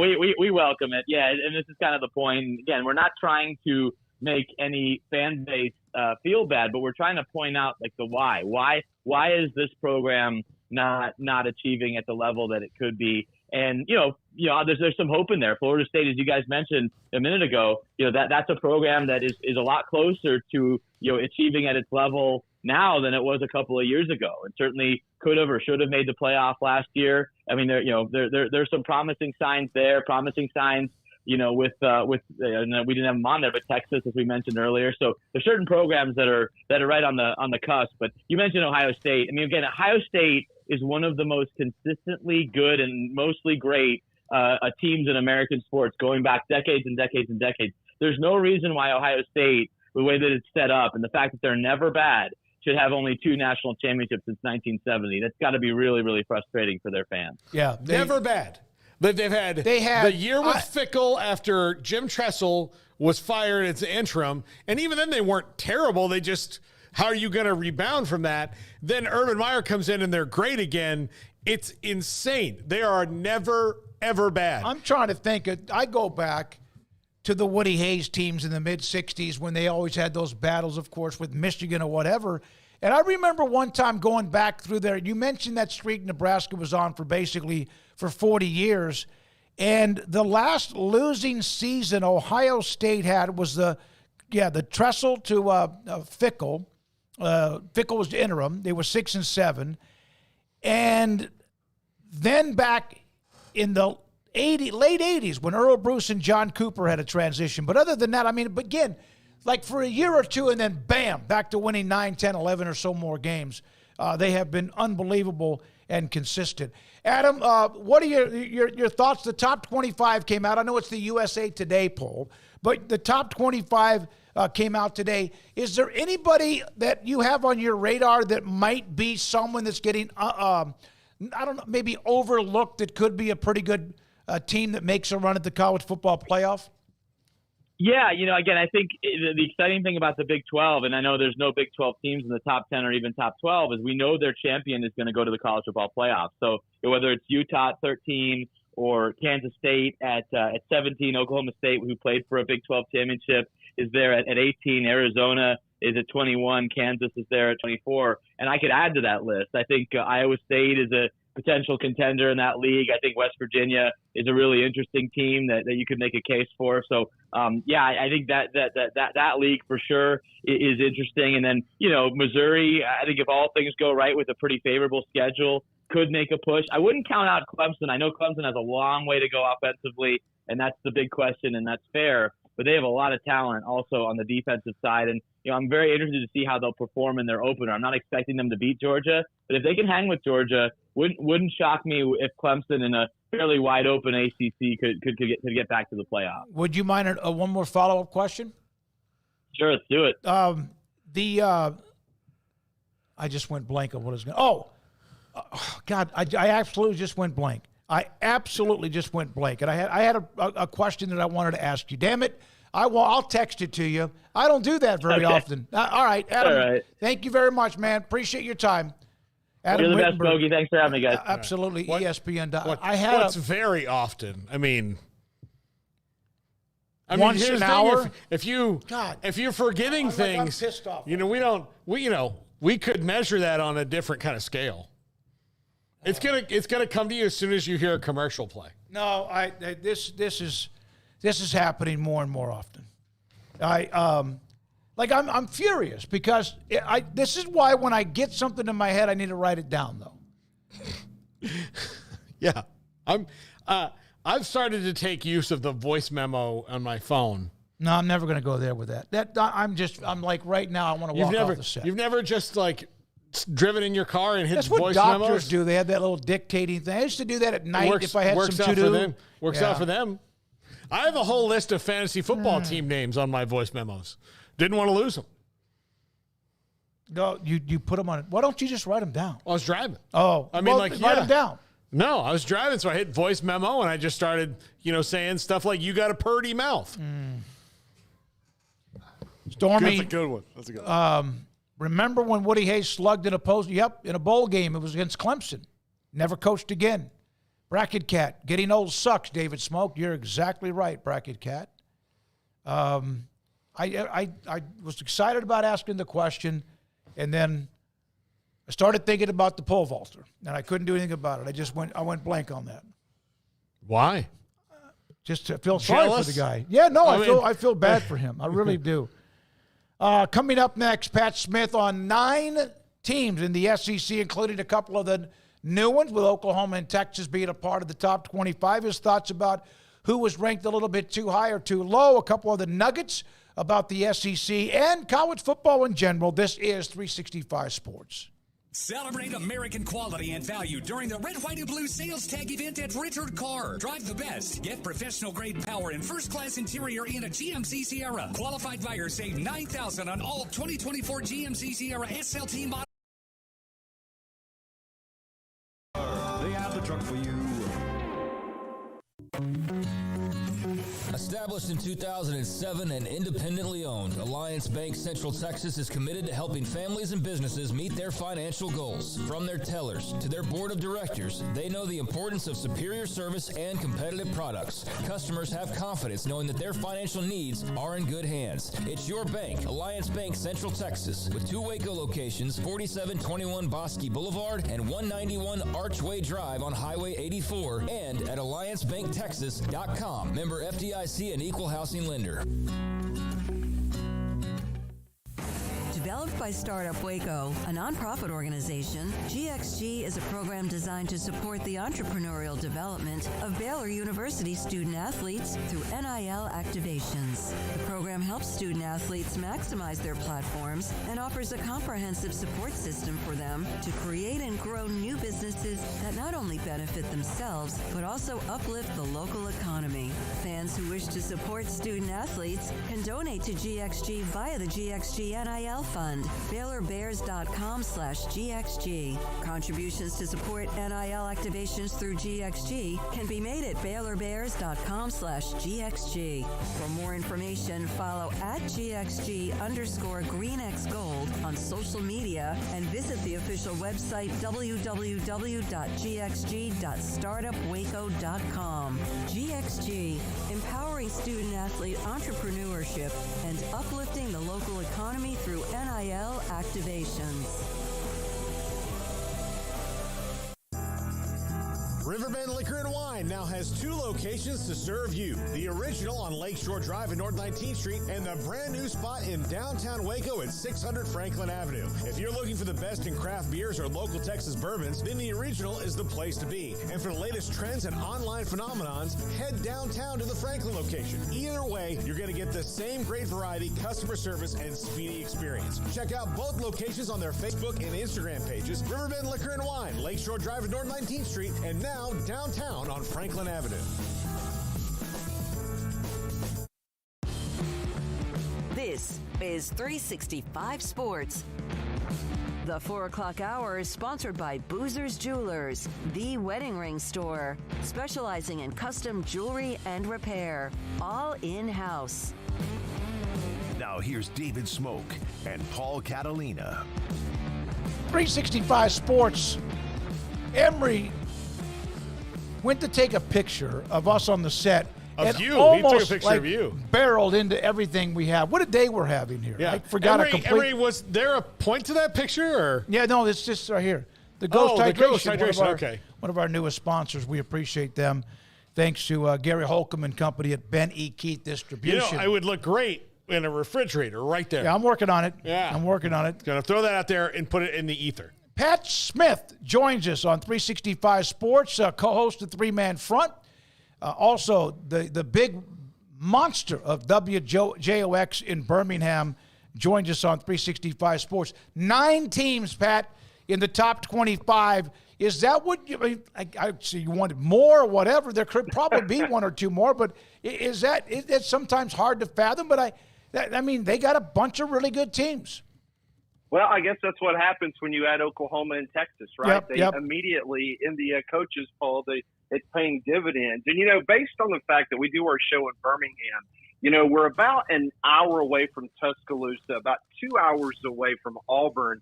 But we actually had Auburn fans calling in today because if you look through the rest of the voting, Auburn would come in at number 32. So, you know, Auburn fans are like, you know what? We are very close to being a top 25 team. So, you know what? They were looking to try to get that 10th team in there. I'm sure before the season starts, another SEC team will try to vie for that 10th spot. But most folks in the SEC footprint pretty happy today to see 9 teams in the top 25. Pat, when it comes to Auburn, I would have thought that of all the people in the world who would get aggressive in the quarterback transfer portal, it would have been Hugh Freeze. Mm-hmm. He did not do that. He is happy with Peyton Thorne. And I guess I have to trust him because he knows more than me, but I watched their offense last year, and it felt like quarterback was one of the weak spots. How's this going to go year 2 with that? Well, here's the thing. So last year he entrusted Philip Montgomery as his offensive coordinator and play caller. And so about halfway through the season, you're watching this team week in and week out. This team was putrid. I mean, they barely could get to 300 yards a game in total offense. Very, very bad. They had the pieces, but for whatever reason, the wide receivers, they just weren't getting open. They weren't making catches. So it really wasn't all Peyton Thorne's fault, but just the offense looked like they were going through molasses. It was very disjointed. So towards the end of the season, Hugh Freeze, everyone knew he started calling the plays again. Montgomery was not fired during midseason, but he was definitely let go immediately once the season ended. So Hugh Freeze has basically got himself a new offensive coordinator, but he's admitted openly that he's going to be heavily more involved in what's going on the game plan and what's happening from an offensive standpoint during the actual game. They have a lot of confidence in Peyton Thorne. The other reason why they may not have kicked the tires, and again, this is just what we hear through the grapevine, that Auburn through Brian Harsin, those 2 failed years when he was at Auburn, never spent a dime really in NIL money. Like he wanted to go and do it a certain kind of way. And you guys know better than anybody that that's just not the way college football is run now.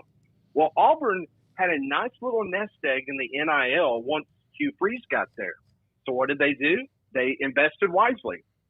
They go out in state. They get one of the top recruiting classes that Auburn has had in the last 15 years. They sign all these top-notch receivers. They've taken some 5-stars away from Alabama. So if you look at it from a budget standpoint, I think Auburn has spent their money wisely through the NIL, but they were not going to go out and spend $1 million, $2 million on a quarterback. And Hugh Freeze basically openly said that if we see somebody we like, then obviously we're going to recruit them.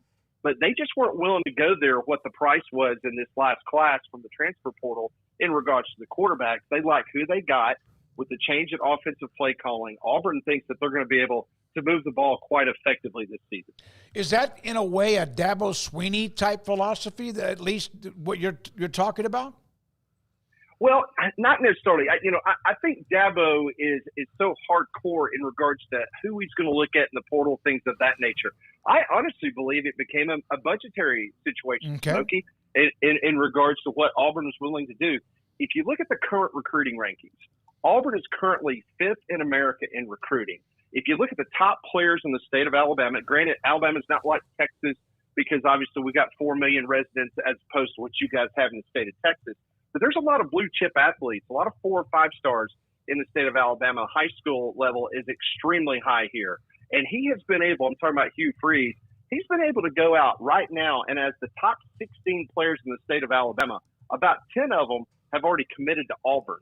That's huge, especially when you're going up against someone that's brand new in the state like Kalen DeBoer. I did see the surge. They've had a 5-star and a couple of multi-4-star guys and seem to have pretty good momentum right now. They have very good momentum, and that's the thing. And, of course, you talk to Alabama people, and the Alabama people, you know what they're going to tell you. Well, if you look at the recruiting rankings, we're still number 2 in America. Alabama is more a national brand where they're going out and signing and getting verbal commitments from kids from California and bringing kids from the West Coast that are 5 stars as opposed to grabbing kids in their own backyard. Now, not saying that that's not important, but as of right now, Auburn is doing extremely well within the state of Alabama and the Florida Panhandle. Pat, when it comes to Alabama, they were ranked 5th today. I think they should be in the top 10. I think 5th is a little high based on the fact that they don't have the Saban level depth anymore. Not that their depth isn't good, but dropping them down a couple spots wasn't enough for me, just based on we don't really know what they have past a lot of their starters. And they lost some starters they would have normally lost in the portal because of Nick Saban retiring. Well, no, you're right. That was the biggest fear, especially those first 30 days when it seemed like basically half the roster, 5-star recruits leaving left and right. Caleb Downs, the SEC Freshman of the Year, he goes off and joins Quinshon Judkins from Ole Miss at Ohio State, and obviously the 5-core Jalen Sayin, who is the 5-star quarterback from California, who had committed to Saban, was on campus, practiced during the Rose Bowl against Michigan. He ends up at Ohio State. So there was a lot of hand-wringing going on. But I will say this, he righted the ship pretty quickly.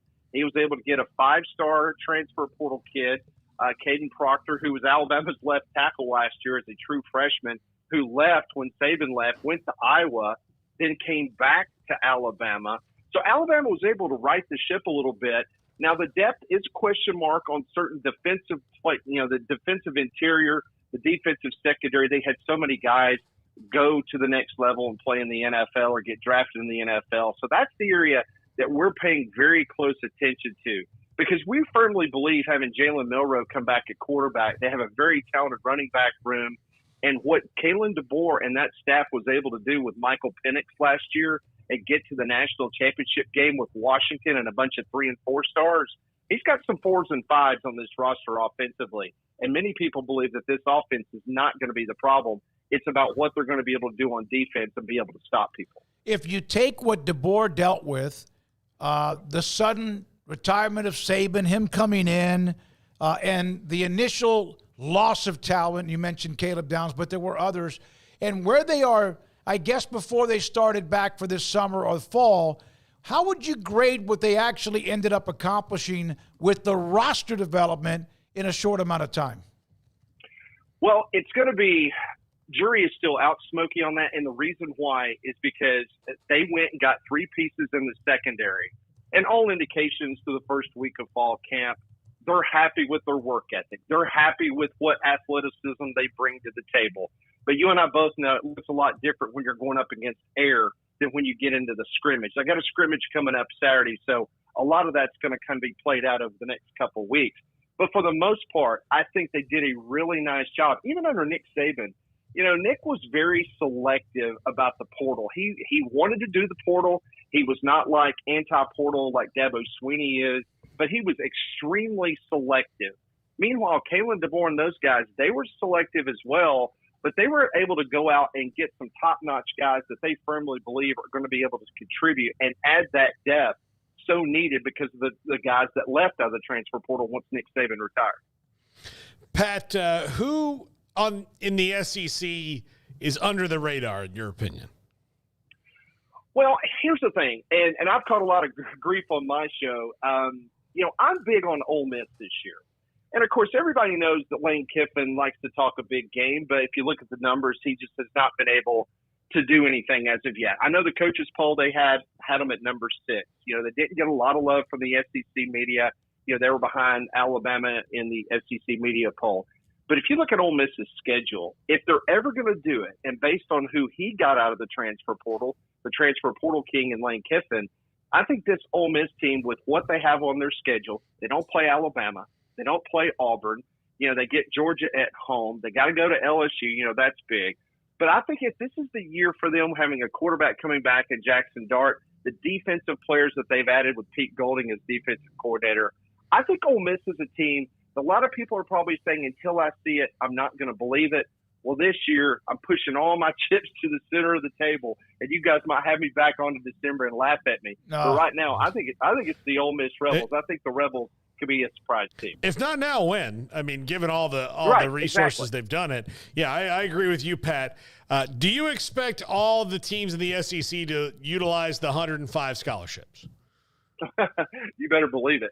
No, there's no question about it. I mean, we have talked to some guys off the record, and they are very upset. They love the walk-ons because so many people, and it's just like in the state of Texas, you got guys that are legacies, guys that's grandfather played here, his great uncle played here, his daddy played there, whatever the case may be. And this kid might not be a star at all in the recruiting services, but they love the university. They want to be a part of the university and the history. They'll go there and they will absolutely get beat to a pulp in practice just to be able to say that, I was able to play at the University of Alabama or Auburn University. So I think they really, really hate the fact that potentially could be absolutely outlawed. And if so, I think that's going to hurt some teams because from a practice standpoint, you guys know it better than anybody. You go out there and you beat all the 1s and 2s to death during the week. You got to have some guys to be able to practice, that are third or fourth string or even walk-ons to be able to withstand the things that you have to do during a 12, 14, 15 game schedule now. Pat, what is Arkansas thinking? Sam Pittman obviously was on the hot seat, probably still is. We just had Adam Rittenberg on from ESPN. He and Bill Connelly did a tandem article about the underachieving, and there are some blue blood names in that list.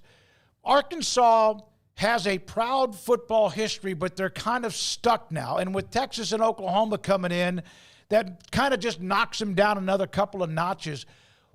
Can they ever get their swagger back? I don't think so. And the reason why is because of this. It's what you just said. First off, we all know that Arkansas had to – I'm really good friends, and Smokey, this is going to take you back. I'm really good friends with Coach Jack Crow. Yep. And maybe those in your audience don't know Jack Crow. Jack Crow was the head coach at the University of Arkansas in the late 80s, early 90s. He had that infamous game when the Citadel came to Fayetteville and knocked off Arkansas. And then a few weeks later, he lost his job. But I'm very good friends with him, and we still talk about Arkansas. He goes back and he speaks there a good bit in regards to the quarterback club. And he says the same things that you just said, Smokey, in regards to the problems that Arkansas is going to have coming back. He used to always go to recruit in Texas, whether it was the Metroplex in Dallas or anywhere else in the state of Texas, because there's not enough athletes in the state of Arkansas. But now all of a sudden you added Missouri to the conference. That's a big rivalry. Now in your own backyard, you got Oklahoma and Texas joining in, and you already had Texas A&M. That is extremely problematic for them from a recruiting standpoint. I love Sam Pittman. Followed him a long time and obviously covered him when he was at Georgia as the O-line coach. Everyone loved him. But unfortunately for him, the embrace the hog mantra that they have this year, it's just not going to work. Their schedule's brutal. They just don't have the Jimmies and the Joes to be able to pull this thing off. And I think at the end of the year, guys, I think you will see Sam Pittman take it to the lake. I think he'll retire and he will walk away. And then once again, Hunter Yurachek is going to have to figure out a way to bring somebody there to Fayetteville and try to get this thing going in the right direction. Pat, outside of Texas A&M, who we know how they feel about Texas, what SEC team will be annoyed by the Longhorns with fan base, not team? Fan base will be annoyed by the Longhorns first. Probably Georgia, just because Georgia will have to make the trip to Austin. And just like Alabama fans had to a couple of years ago when they went to Austin and pulled out that last-second win when Bryce Young was the quarterback. And listen, Alabama fans got their fill of them last year in Tuscaloosa at Bryant-Denny Stadium. So, yeah, I think it will be Georgia, no doubt about it. Because Georgia, although some people question whether Georgia is a blue blood, well, Georgia is one of the founding members of the Southeastern Conference. They're one of those old South antebellum schools. And for them to go to Austin and perhaps Sarkisian takes them to the woodshed or gets a victory off them, it won't take Georgia people very long whatsoever to get annoyed by Texas. I promise you that. So ahead of Florida. No, well, Georgia's a part of it. I mean, that means that Texas is coming after their turf because Georgia has right now those titles, those trophies on their mantle. It's recent, right? Yes. And here's the thing. Because the fact that the king is now dead, so to speak, and Nick Saban is no longer in Tuscaloosa, because Kirby Smart only beat Nick Saban one time. I mean, all those times they played in Atlanta in Georgia's backyard, Bama beat them. I mean, the only time they beat them was in Indianapolis in the national championship game. But no, this is a newfound success. Georgia's always been an extremely solid program, never could get over the hump with Mark Richt. But Georgia is one of those programs the last 10 years, goes without saying, if not the best in college football right now, and be able to see a new kid on the block like Texas come in with Steve Sarkisian and knock them off and potentially get to Atlanta and win the SEC championship game, that's got a lot of Georgia people extremely nervous, especially now thinking that Alabama was going to be well in the rearview mirror. Now they got to worry about Texas. Yeah, there's no doubt about it. Did the Baylor, I know this came out maybe late Friday, and you might have been done for the day. Did the Baylor coaches T-shirt, "We pay players," hit the radar in Birmingham? Oh, absolutely. Are you kidding me? Absolutely. No, we loved it because immediately we started talking about, do you remember the old T-shirt guys that Brian Bosworth wore during the Orange Bowl? Remember the NCAA wouldn't allow him to play in the Orange Bowl, so he had a T-shirt, and I think what did it say, Smokey? It was the National Communist Athletics Association or something like that, you know, taking a shot at the NCAA. That's what it reminded me of. I love it. I love the fact that, what did they say that wasn't true? And you know what? If you're a potential recruit or you're somebody out there, I mean, they're just speaking the truth about what the world of college athletics is now. So I loved it. I thought it was great. Yeah, some people clutched their pearls, and a lot of people went, "That's pretty damn bad." Yeah, I mean, like bad and as in a good bad. Pat, he said it on our show.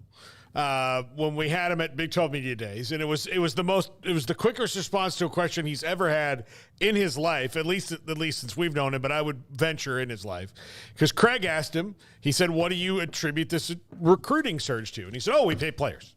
And, you know, it was funny and hilarious. I ran into a friend of mine who works in the compliance department a few days later, and she said, oh my gosh, like it just kind of hit us so fast. And we're like, you know, it's true, but put a little curtains on the window. You know, like that's how they would prefer to hear it. But yeah, I mean, it's just how it is, you know, like because compliance, you think in a certain way, right? Like, oh my gosh, like, oh, they probably, can like you imagine? Your instinct is to be like, oh, let's hide. And then you're like, well, we don't have to worry about it. It's fine. And one thing, Pat, Baylor has had his history. And some of of course, what happened a few years back is that they have at times been afraid of their own shadow, and like don't like create any kind of tremor. It kind of shows that, okay, this is who we are. They waited late on the NIL. Sometimes they say they didn't, but they did. Now they have GXG helping them out, and it's helped them. They've had some recruits, and they got to keep them. They got to win this year. Well, a lot of that staff won't be back, but I thought it was kind of a little bit like. You know what? A little swagger that they've missed now for about a decade. Hey, you know what? And guys, based on the way things are done in the NCAA, when it takes 6 years for Bill Self to get hammered, now you've got Jim Harbaugh this afternoon coming out saying he never lied, never cheated, and now you got a potential notice of allegations at Michigan and a head coach that deletes 52 text messages off his phone for a guy that's on the sidelines cheating. So you know what? If a guy wants to have a T-shirt that says "We pay players," I just don't think the NCAA or anybody else is in a position right now to kind of look down on somebody and to try to penalize someone. So I applaud Baylor for doing that. I think it's awesome. Thanks for your time. Hey, by the way, Steve Cragthorpe passed away, Parkinson's disease, with Texas A&M for a pretty good time. Louisville head coach, Tulsa at LSU, quarterbacks coach a while back. Hate to see that our good friend Alexis Cuban, who covers Louisville, where he was the head coach for 3 years, just had that note. Just wanted you to know. Steve Cragthorpe. Well, no, I do appreciate you letting me know. I really do hate to hear that. And guys, always enjoy speaking about college football with you guys. You too. Take care. Pat Smith, he's the best, man. WJOX in Birmingham's a monster, and also three-man front, where he is a co-host of that show, too. When we come back, Michael Ford, a part of that U.S. Olympic coaching track and field coaching staff, the head sprint coach. They had a pretty good day yesterday, the 200. They had, I think, some of the, I guess, guys moved into the semifinals, which will be Wednesday, I believe. His thoughts about Noah Lyles and the Olympics 100 meters and just being there. He's next. This is 365 Sports. A lot of great deals right now going on at Allen Samuels during Make This the Summer event with hot deals, including right now what you have, large, luxurious, mid-size SUVs, and, of course, Ram trucks. They have half tons and all tons, some of 2.9% financing for 72 months. Ram trucks, that says everything because of how many times they have been honored with award-winning service trucks. Also, just the value of what the trucks are. Don't forget about them. Famous heavy-duty 2,500, 3,500 models, all qualified for also you can qualify for no payments for 90 days. They have great deals on the Jeep, on Dodge, but don't forget the Ram trucks. And Make This a Summer event of Ram trucks at Allen Samuels on Loop 340 east of 84 in Waco.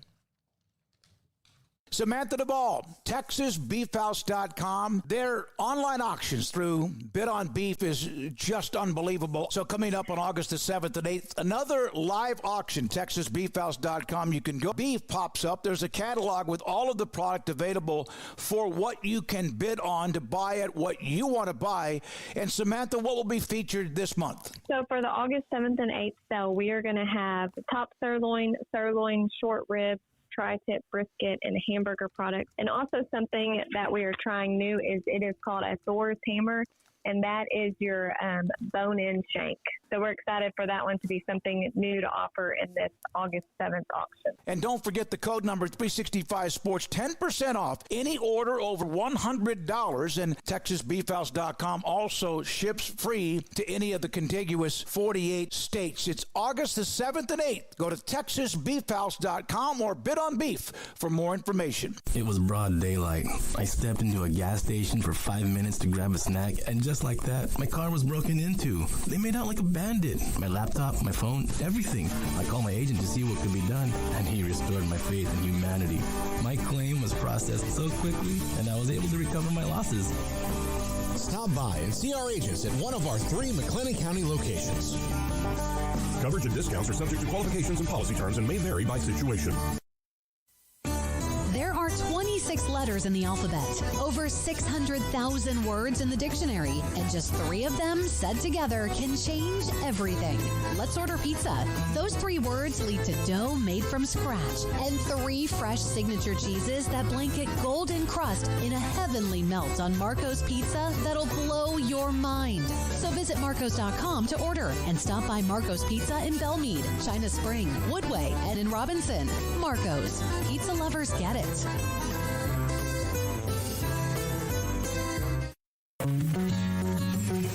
Established in 2007 and independently owned, Alliance Bank Central Texas is committed to helping families and businesses meet their financial goals. From their tellers to their board of directors, they know the importance of superior service and competitive products. Customers have confidence knowing that their financial needs are in good hands. It's your bank, Alliance Bank Central Texas, with 2 Waco locations, 4721 Bosque Boulevard and 191 Archway Drive on Highway 84, and at AllianceBankTexas.com. Member FDIC and Equal Housing Lender. This is 365 Sports. Text us at 254-339-1122. The text line is sponsored by Riverbend's Liquor and Wine, with the most extensive variety of craft beer in Waco. A hidden gem on Lakeshore Drive and 19th Street. Baylor track coach Michael Ford in Paris, France for the Olympic Games, and of course the sprint coach for the United States team. And what a day. Michael, first of all, thanks for your time. I hope you're enjoying the all of everything, the atmosphere of the Olympic Games and also France. But my goodness, what a finish in the 100 meters with Noah Lyles, Thompson, Curley. Have you ever seen anything that close? No, I actually haven't. It was the first time, I think, in history that the entire field went sub 10. So that was amazing. That was just amazing to see that. And then Noah didn't have the greatest start. I think he was still in last place going through 60 meters. And his top end speed is so good. His last 60 meters was his last 60 was faster than his first 60, which doesn't make. In most of the time, people are decelerating at that point. Mm-hmm. Between 80 and 100, but he's still accelerating. And I think that's what won him. And I think him leaning with his chest. I think the Jamaican Thompson, he didn't lean with his chest. And I think that's why Noah won. Yeah, some of the fundamentals that you're taught when you teach your athletes or whatever. What does this mean for Noah Lyles? I know he's a confident young man. He's been through a lot. But what do you think winning the 100 meters, the gold, means to him? Well, it was funny. So today he has his first round today of the 200. They didn't get a lot of time to celebrate that 100 last night, but it means a lot to him. I think that was one of his goals. He set the high expectations after winning last year at the World Championship, and he said, "Hey, I want to win 3 gold medals," and it had to start with the 100. And I think through the rounds, he got second in his first round. He got second in the semifinal. And but he was looking really good in his block starts and his running and even his practices leading up to the games. And I think I remember talking to his coach last week. He said, Mike, Lance Brahman, he said, I think he'll run 9.7, but I don't know if the 9.7 will win the meet. And I guess it did win the meet. So he's on a cloud. He's on a cloud 9 right now. He's very confident going into the 200 and. I wish he had a little bit longer to celebrate that 100 championship, but he has to get ready for the 200 tonight. But he'll have a day off. His semifinal won't be until Wednesday also. So in the semifinals, I saw where, Curley crossed the line second, and he was glancing at who was first, and I don't know if it was Thompson. It was Thompson. And then Lyles kind of did the same thing. Both of those semifinals were both also incredibly tight. Is there gamesmanship when you see guys like that? They're kind of staring at the guy in front of them because they maybe know they have more left. Yeah, it's a little bit gamesmanship too. And I think once you kind of separate, once you separate from the rest of the field, you're looking because then you're like, you know what, maybe I can slow down a little bit. I can conserve some energy going into that final because as soon as they get off the track for that semifinal, they have about an hour before that final, and it's really even less than an hour because time they get through media, get some treatment, they probably have about 30 minutes, and then they're back on the track again. So I think looking over to make sure, but I also think the gamesmanship with those guys has been big this year too. Michael, you're in charge of that. That's what you're there for. But you understand track and field. You've been around it all your life, been a part of it. Now, of course, the coach at Baylor. What is it? Can you kind of describe the grind of what these guys are going through. And it's amazing that all of the training to get to Paris, and it's a chest hair, basically, that is the difference between winning the gold medal and finishing second. Yeah, I mean, I think that's the most the training that you put in for 4 years to run 9.7 seconds, and you do basically in track and field pretty much every event. You're just doing repeats of everything over and over to kind of fine tune it to try to make less mistakes as possible. And I think that's what, like, for him yesterday, he made less mistakes than everybody else. I thought everybody else ran great. But I think just that pressure, because if you don't do well at the Olympics, now you got to wait another 4 years. Mm-hmm. And so much stuff can happen in another 4 years. So I think it's just really special. I think I was reading even Fred Curley. He's the fourth American ever to get a medal at the last Olympics that were in Tokyo, and he got a medal here.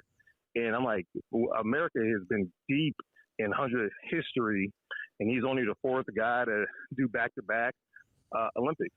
And I thought that was interesting when I read that last night. Well, and of course, there was that run of dominance from Usain Bolt, which no one was going to beat him. But this is the first time in, 20 years or so for the United States to win the 100 meters, which is kind of staggering. You look at, like, okay, Usain was going to win, but this is something that on occasion somebody has stunned the United States. But how important, I mentioned about what it means to know a Lyles. What does it mean to the United States sprint team? It meant a lot. I mean, I think if you look at the last few years, the U.S. sprint team is, I would say, post Usain Bolt, we pretty much dominated the 1 and the 2 since he retired. We swept at World Championships.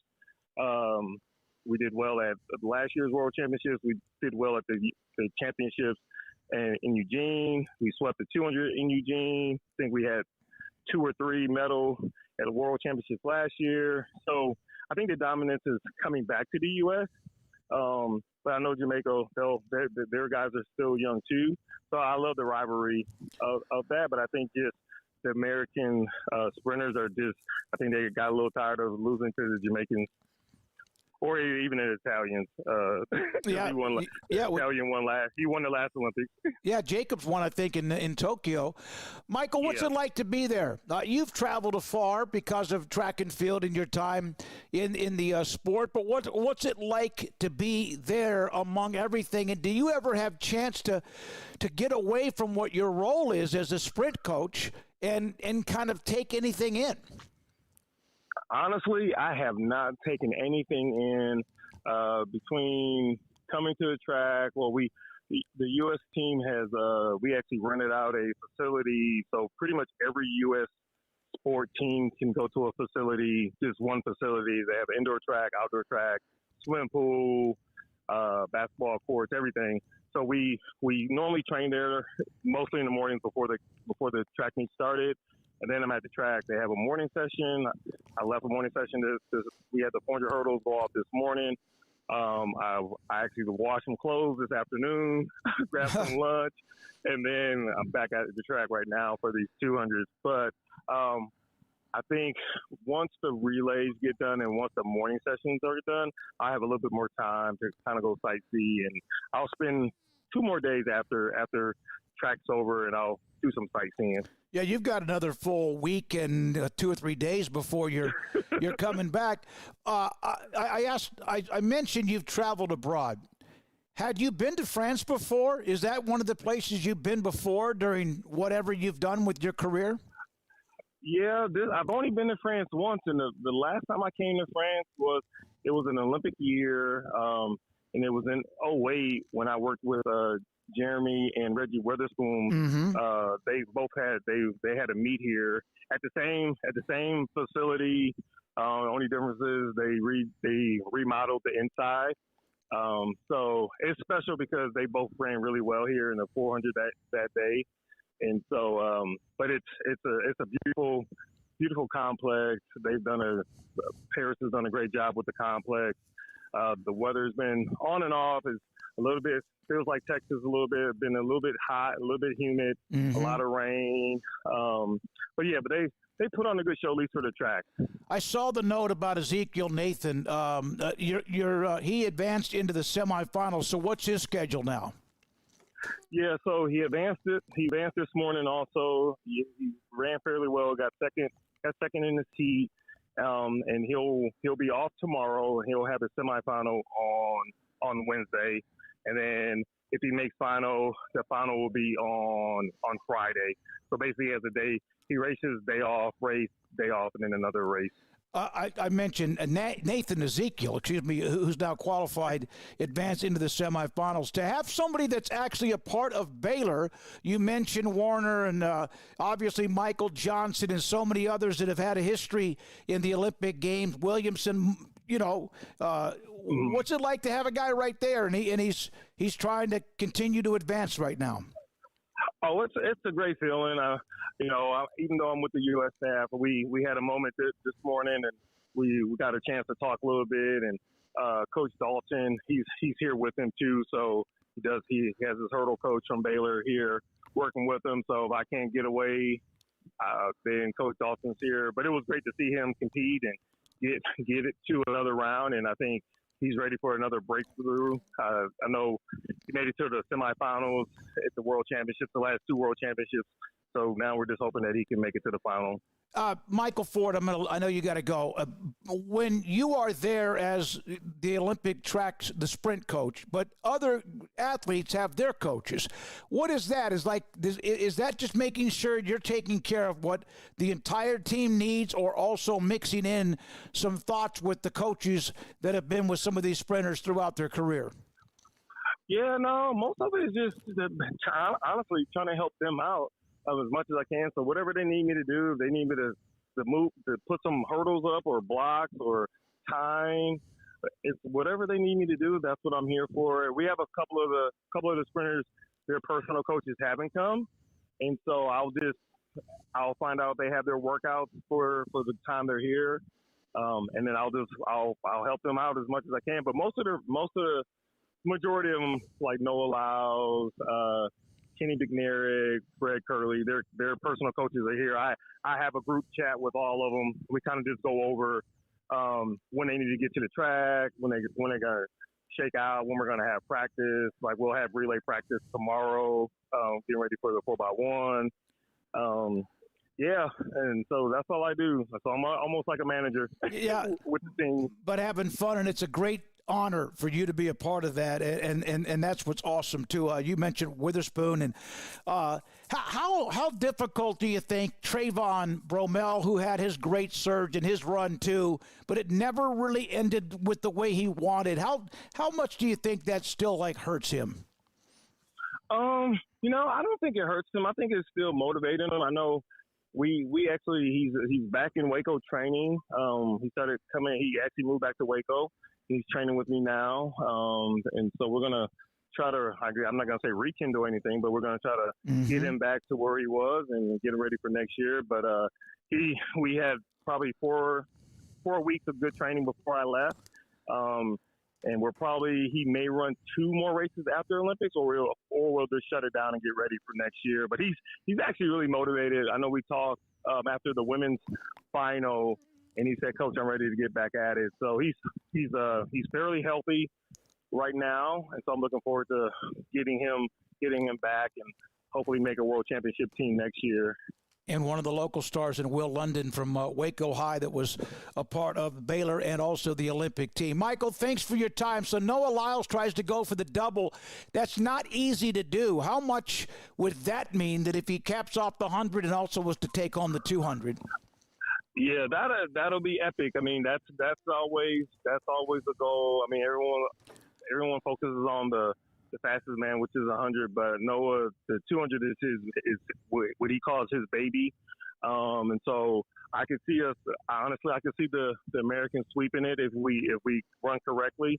I think we can sweep it. So I'm looking forward to getting this first round out the way tonight, and then seeing how these semis match up. And then also, Zaza Prosper, our javelin thrower, he'll be throwing tomorrow. He'll be throwing tomorrow, trying to qualify. So I'm looking forward to watching Zaza throw at the Olympic Games. Thank you, Michael. Enjoy. I know you will. I know it's a grind, although it's also amazing to be a part of it. Michael Ford of Baylor University, head track coach with the United States sprint team and Olympic team in France on a night yesterday with Noah Lyles. What a race. Unbelievable finish with Thompson, Curley, and others. This is 365 Sports. By the way, Noah Lyles is trying to become he was the first American in 20 years to win the 100 meters. He's also trying to become the first American to win gold in the 100 and 200 since Carl Lewis in 1984. Jamaica's Usain Bolt, of course, dominated 3 times, won the 100 and 200 in 2008, 12, and also in 16. When we come back, a quote from Jim Harbaugh on the allegations against Michigan, at least the latest report on that. Plus, we have some other pretty good things to get to. Pretty good news for HBCUs when it comes to games on television. This is 365 Sports. Welcome to the Baylor Club. No, that's what they say when you walk into the McLean Stadium front doors, but they are now one of our newest sponsors of 365 Sports, celebrating a decade. It's hard to imagine. McLean Stadium has been open now for 10 years. On August the 8th, 4:30, a 10-year ribbon-cutting ceremony with the Greater Waco Chamber will happen. And then right after that, 5 p.m., biggest membership open house of the year, last call before football games. Longtime member or interested in joining the Baylor Club, this is your chance to explore everything they have to offer. Enjoy live entertainment, game day bites, tastings from local vendors, hang out with the Baylor Spirit Squad, Bruiser, Marigold, special guest appearances with so many, including caricatures, magicians, aerialists, and even more. Take advantage of the best joining offer of the year at the Baylor Club inside McLean Stadium, plus the first 25 new members of the night will receive an exclusive gift bag. Baylor Club memberships include full access to the Baylor Club for upscale dining, member events, business networking, co-working places, and also hosted events with minimal or no room rental charges.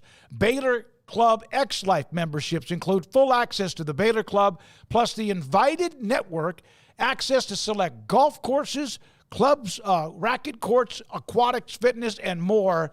50% off on dining at all stadium clubs, 25% off dining at select city clubs. All of that, Mike Milsel, great guy that has joined us as one of our newest sponsors of 365 Sports. It's the Baylor Club, 10 years strong inside McLean Stadium. Automatic Chef Canteen is a full-service micro-market vending and office coffee provider with state-of-the-art vending equipment, a wide variety of products, and offering custom-fitted micro-market vending office coffee solutions for your employee break room. You want a full break room solution and a workplace oasis? Well, Automatic Chef Canteen, locally owned and operated for over 50 years in Central Texas, also includes in-house mechanics on call 24/7 for fast, reliable service and maintenance. Automatic Chef Canteen, 6900 Imperial Drive in Waco, or online at automaticchefcanteen.com. Our good friend Brad Boozer, Boozer's Jewelers here at 365 Sports. Now, Brad, people who watch and listen to our show know I'm a double-time customer for you, engagement ring and wedding band, and you guys do that great, but that's not all you do at Boozer's Jewelers. Absolutely, and I always like to say, it's a new year. It's a great way to start the year out. Go through your old jewelry. Go through your wife's jewelry box. Go through anything you're maybe not wearing, something that's broken, something that you're not using. We do a massive amount of custom work. We can take your old jewelry, old diamonds, old watches, and we can convert it into something special for you and make a one-of-a-kind piece of jewelry. And if that's not something you're interested in, a great thing is we can turn that into cash. So we buy gold, we buy diamonds, we'll buy Rolex watches, any kind of heirloom jewelry, anything that's maybe passed down to you. Boozer's Jewelers, where do they find you, Brad? We're at 1025 North Valley Mills Drive, right on the corner of Lake Air Drive and Valley Mills with the big clock on the corner.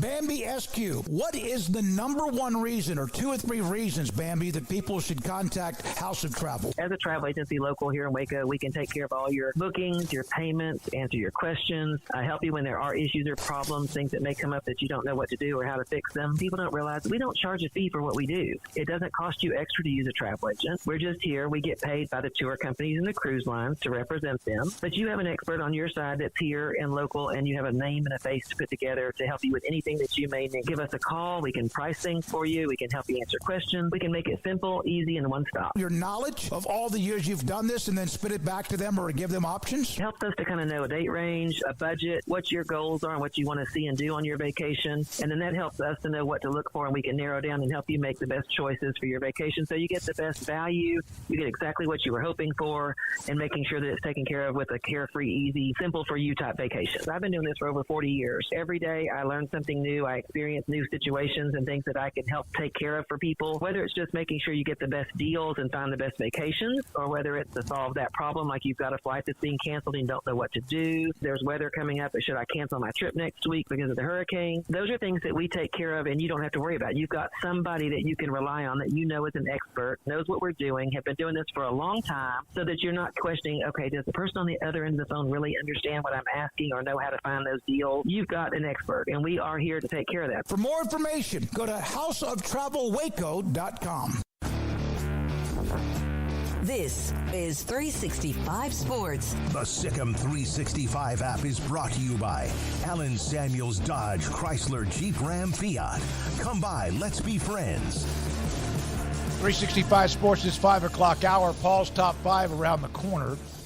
By the way, I had a suggestion for you on the top 5 that was a Twitter feed on mine. Matt Stepp, who covers high school football, good time to bring him up with Dave Campbell's Texas Football Magazine. All the high schools in Texas, except the bigger schools who had spring drills, opened up their first workouts today, headed for the 2024 season. So Matt Stepp had something that annoyed him. See, I'm forgetting again.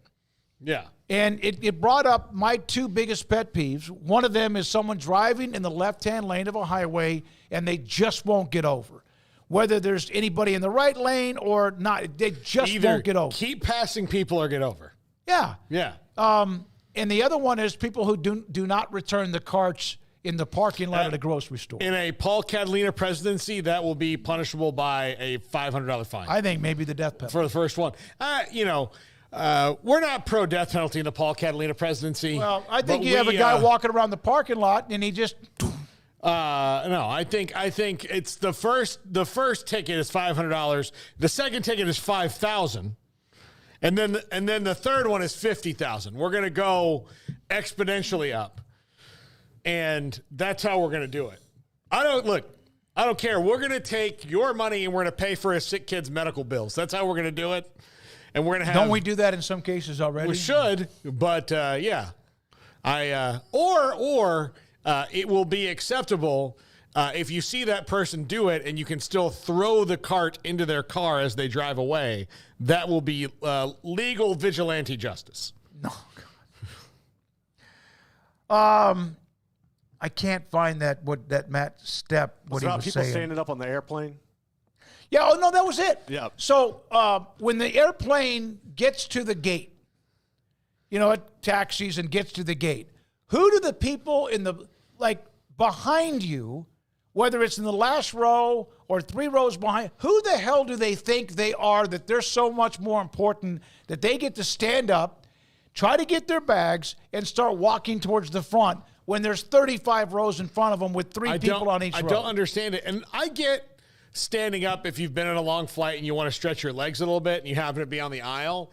I get that. But pulling your bag down beforehand when you're on row 29, dude, you've got a long time. And there's some old-ass people at the front of this plane that no matter what happens, we're waiting on them. So I have bodied the people up or 2 purposely. Just stand up in front of them. Yeah, not getting by. I'm not a big fan of that.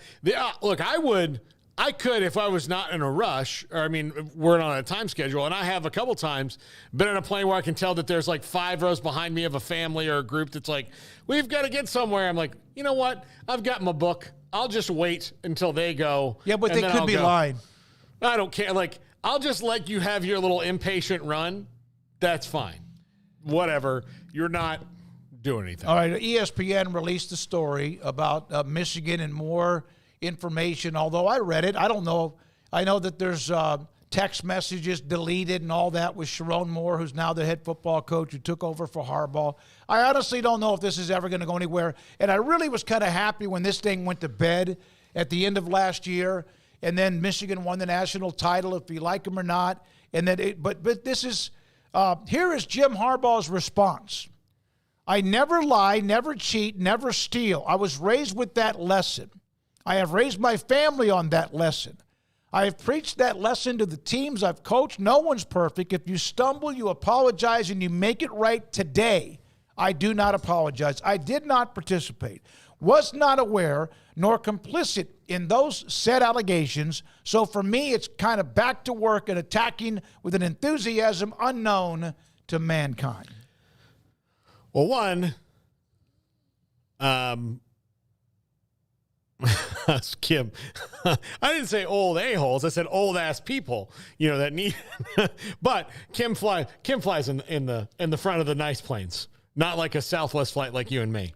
But I think that the allegations are so astounding in all the different things that they did. 58 games scouted. Connor Stalions on the sideline at Central Michigan, which is confirmed. We knew that, though. Deleted text messages and all these things are suspicious. Okay, you're telling me as the head coach of a program and your offensive and defensive coordinator are getting information from this guy. You were just saying, I don't know, he's getting it. What do you know? Like, do you really want me to believe that? That's where I just get annoyed because, you really didn't know. But Michigan promoted him. Yeah, and look, Michigan did it, and whatever. One of the go stories, ahead. The draft could be subject to change, states that Moore could face a show cause penalty, possibly a suspension for allegedly deleting a thread of 52 text messages with former Michigan staffer Connor Stalions in October of last year. On the same day, media reports revealed that Stalions was leading an effort to capture the play calling signals of future opponents. Those text messages can always be found. Well, they have been recovered. And they have been. They have been recovered, so we'll see what they say. The hard drives that I don't think they'll ever get back, but the hard drives that he removed, Connor Stalions was doing something. And to pretend like the Michigan coaching staff knew nothing about it and was just thinking that every day they were getting these lottery tickets of, oh, he knows exactly, he's just good. I mean, that's ridiculous. That's ridiculous to think that. And, if, again. Where did Pete Carroll go after USC got hit? He went to the NFL. Yep, went to the NFL. And I don't know the exact timeline compared to USC, Reggie Bush, and all that. And then he's at the Seahawks. And if I'm Jim Harbaugh, I would have just stuck on I'm not going to comment on these. I'm with the Los Angeles Chargers now. But when you go and make that Rafael Palmeiro, I've never done steroid statement, well, when they get that little jar of piss, things can change. Former Michigan staffers Harbaugh, Chris Partridge, Denard Robinson, and also Stalions, also accused of committing level 1 violations. The one with Moore would be level 2. In the most serious category, the school also faces a level 1 violation charge because of its pattern of noncompliance within the football program, which is one of those things you may have heard that comment or two when it came to what SMU dealt with in the late 80s. And I'm not trying to, you can compare it if you want. I'm not saying that will ever be used in a point with what happened to SMU, not with Michigan. And institutional efforts to hinder or thwart the NCAA's investigation. Jesse Minner and Steve Klinkscale, former coaches, also accused of recruiting violations unrelated to Stalions in the draft. And their things are Jesse Minter, one of them, it's that hamburger thing again, or paid for a meal or gave them a ride where you're like, okay, we got guys landing in private jets. Like, are we really going to talk about giving somebody a ride. Like, this is just silly. Why don't you just say, hey, the hamburger thing and the ride thing, technically against the rules, and the COVID-19 thing we don't like. But let's drill down on this whole, you had a dude with spy glasses on the sideline of an opponent's opponent. Yeah, that by itself is like damage. That to me is... Okay, paying for recruits' meal, providing recruits with team gear, helping a recruit get verified on Instagram, for writing a $100 check for a golf charity. And we're seeing guys who are getting paid hundreds of thousands of dollars, and that's even an issue. Like $100 to a golf charity? It was run by the recruit's father. Oh, well, yeah. I'm sure he put that towards his new beach house in Maui. I mean, come on. Yeah. Obviously, something was going on that was not kosher. Something was going on that was a little bit espionage or whatever word you want. I don't know what it was. I'm not going to get riled up over it. No. We'll let the NCAA either screw it up or figure it out. And Michigan moves on and not sure. But this is a cloud that distraction, they fed off of that. They were good enough to use that as extra motivation as if they needed it. Plus, they were just a great football team. And so now they'll start the year. Remember, early on, they play at home against Texas. Ought to be interesting to see if this creates any distraction for them. They're still going to be pretty good. They've lost a lot, including their leader in Jim Harbaugh now to the NFL. Their defense is probably the best one in the country even still. So they're going to be good, but this is going to follow them for a little bit, and it's going to follow them until the penalties are served or there's a final determination on it to varying degrees.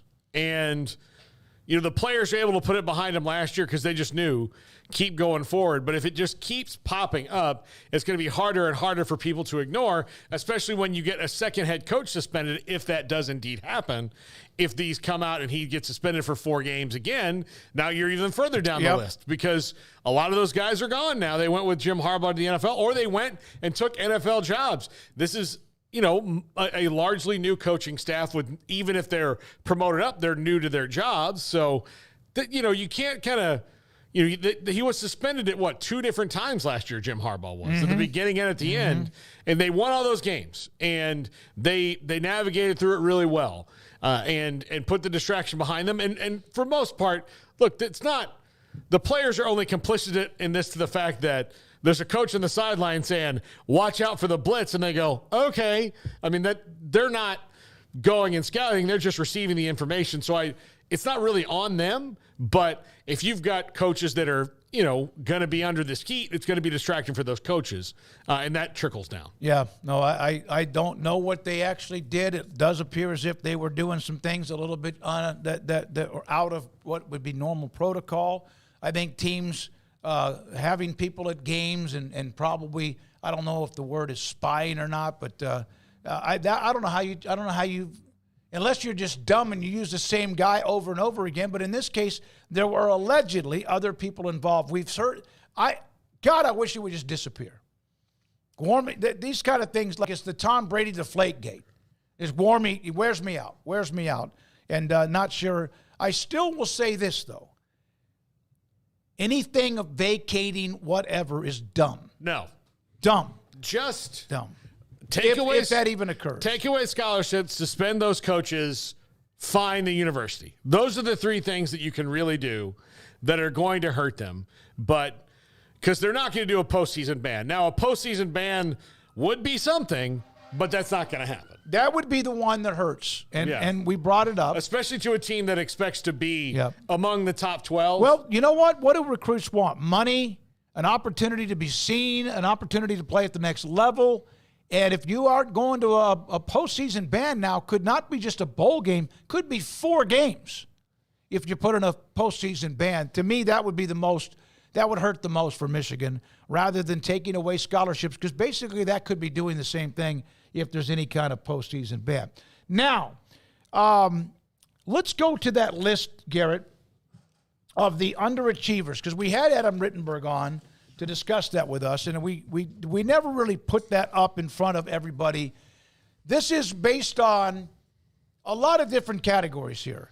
One, underachievers who just can't make the college football playoff, which would include a lot of people, but bigger name. Here's the biggest underachievers. There's no question that Nebraska should lead this list or be on this list, and there they are. And Adam kind of explained it. They have been a mess ever since 2009 season when they had Ndamukong Suh. They've been a mess. And there were even some years after Solich and with Callahan where they had a little stretch. But they were pretty good under Pelini, but never good enough. But they lead the league when it comes to being the biggest underachiever. Yeah, and they're a fan base that super cares about what's going on. So it's not – I mean, that helps in that because to make them an underachiever because they have high expectations. They routinely competitive when it comes to spending resources. They're just been really bad at having the right people in place down the spine of the athletic department when it comes to football being successful. They just haven't had that alignment that the successful teams have. Massive and loyal fan base, national championship tradition, top-notch facilities that are even getting better as we speak. But their last conference title was 1999, and their last national title was in 1997. Now, there's a lot of programs that would love to be able to say that, but they don't have the lineage of Nebraska. So, looking at this, would Oklahoma having the plethora of Heisman quarterbacks be what keeps them off of this? Because they haven't competed for championships in a long time. Well, I don't know. I don't think they're listed. I don't think they're listed. They've been in a lot of those, when it was just 4 teams. They've been in the BCS championship game. They won the national title the last time in 2000. They've won double-digit conference titles. They have Heisman Trophy winners.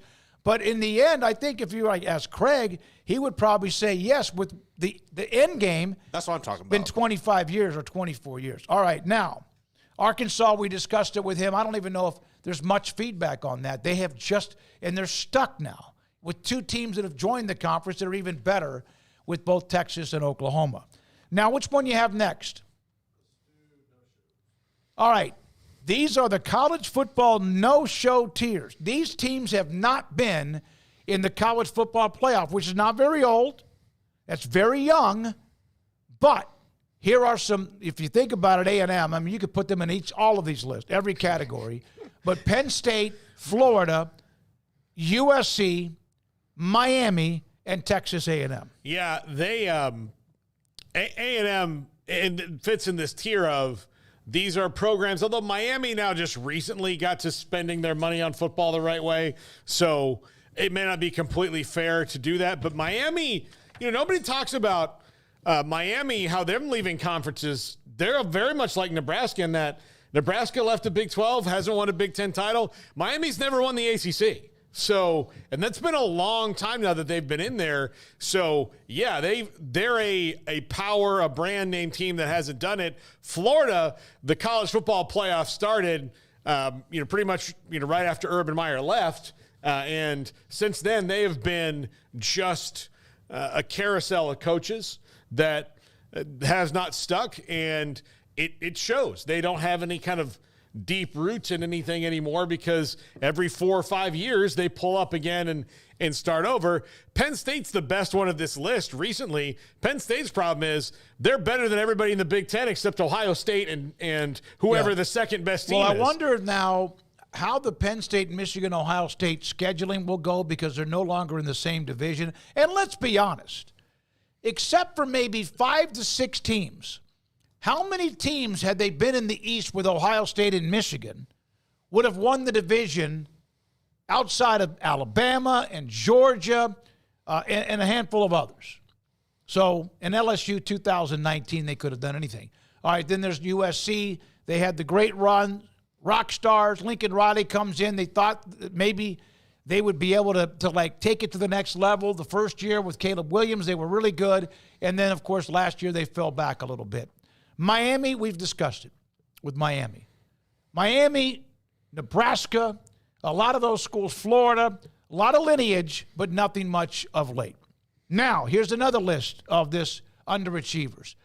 Look at these basketball schools. North Carolina, UCLA, Maryland, Arizona, and Indiana. Indiana doesn't have as much claim to being a basketball school lately. Yeah. I mean, they care about it more, but golly, do something. Yep. For the love of God. UCLA, North Carolina, Maryland, Arizona, those are teams all in the Sweet 16, Elite 8 fairly regularly. Yeah, even UCLA's not – they're not what they used to be, but God in heaven who is. They were in Indianapolis. Yeah, They lost on a half-court shot. Exactly. So – but they're not doing it every single year, but it's also a lot harder now.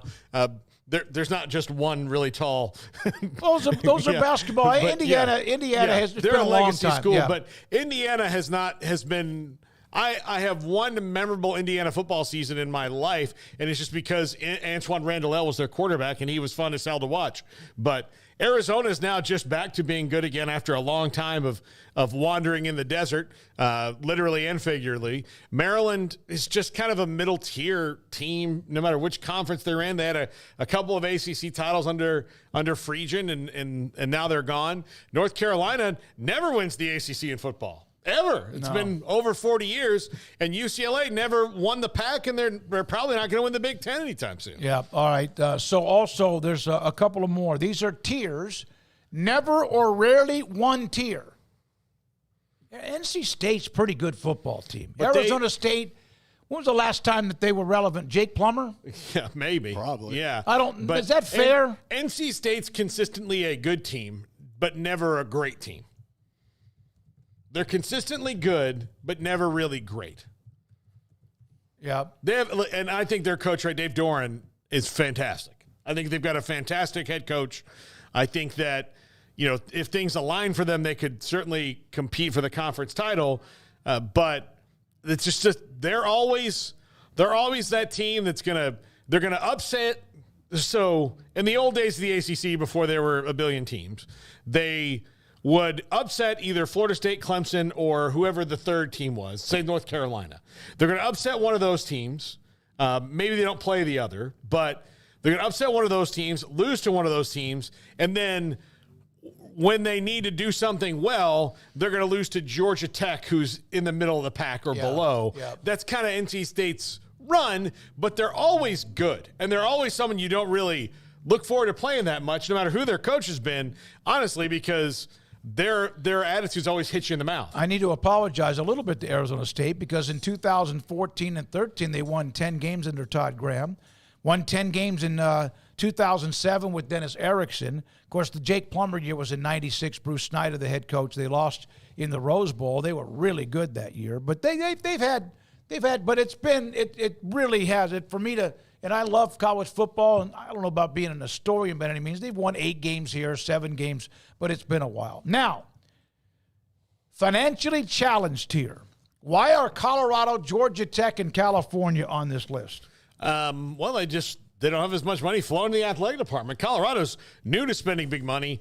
Georgia Tech and Cal, honestly, there's not a lot of enthusiasm around the programs. And not to knock Colorado's academics, but Cal and Georgia Tech, most of their money flows into fancy book learning.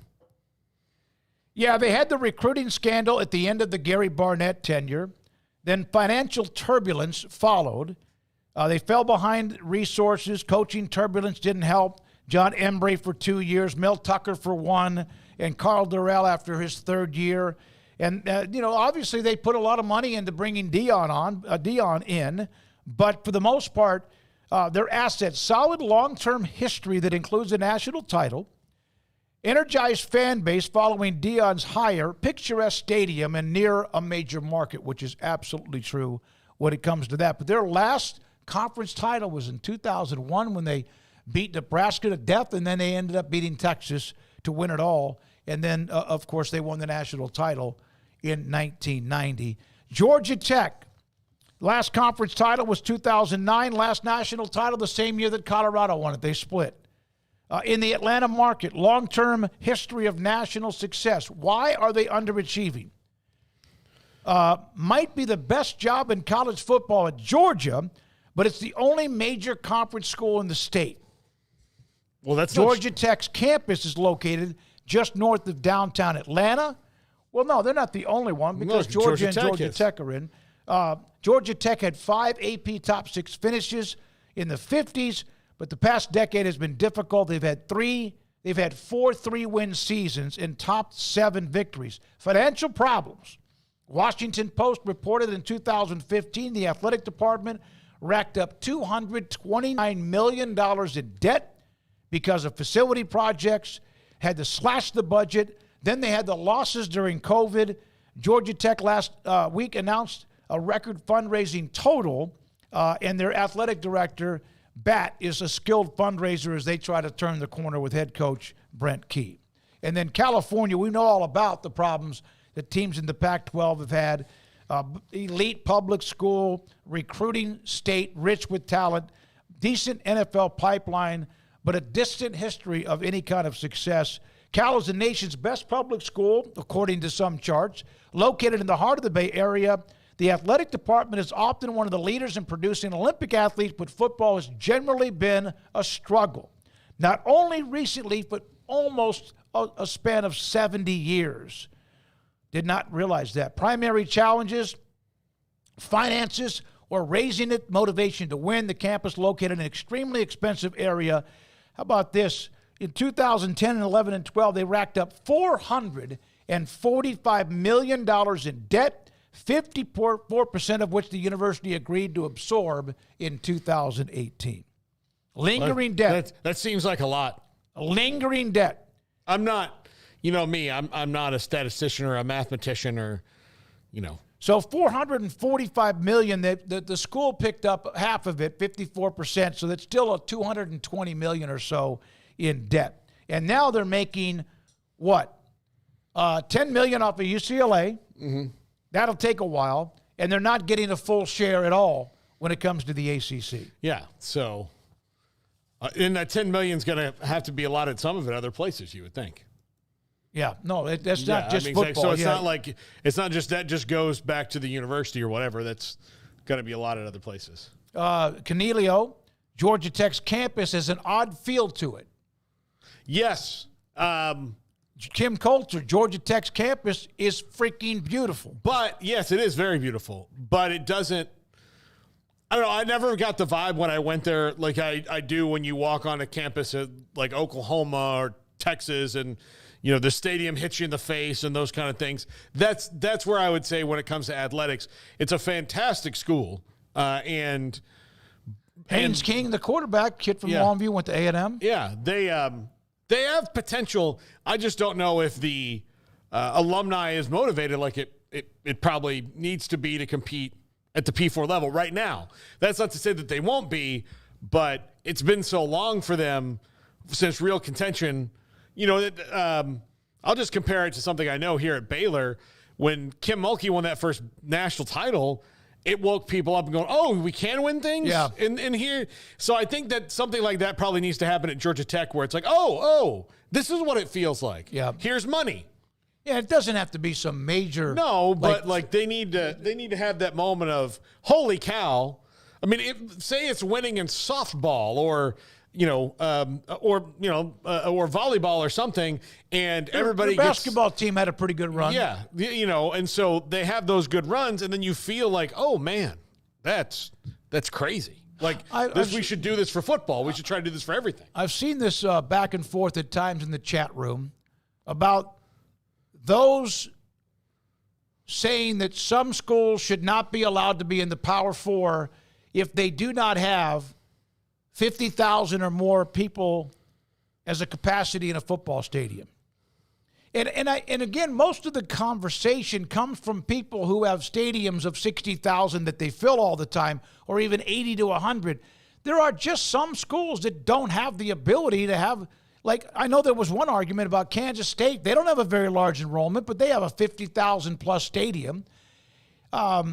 Nebraska, I think there's a decent enrollment, but they've got a 75, 80,000 seat stadium. A lot of it's where you're located. I don't know.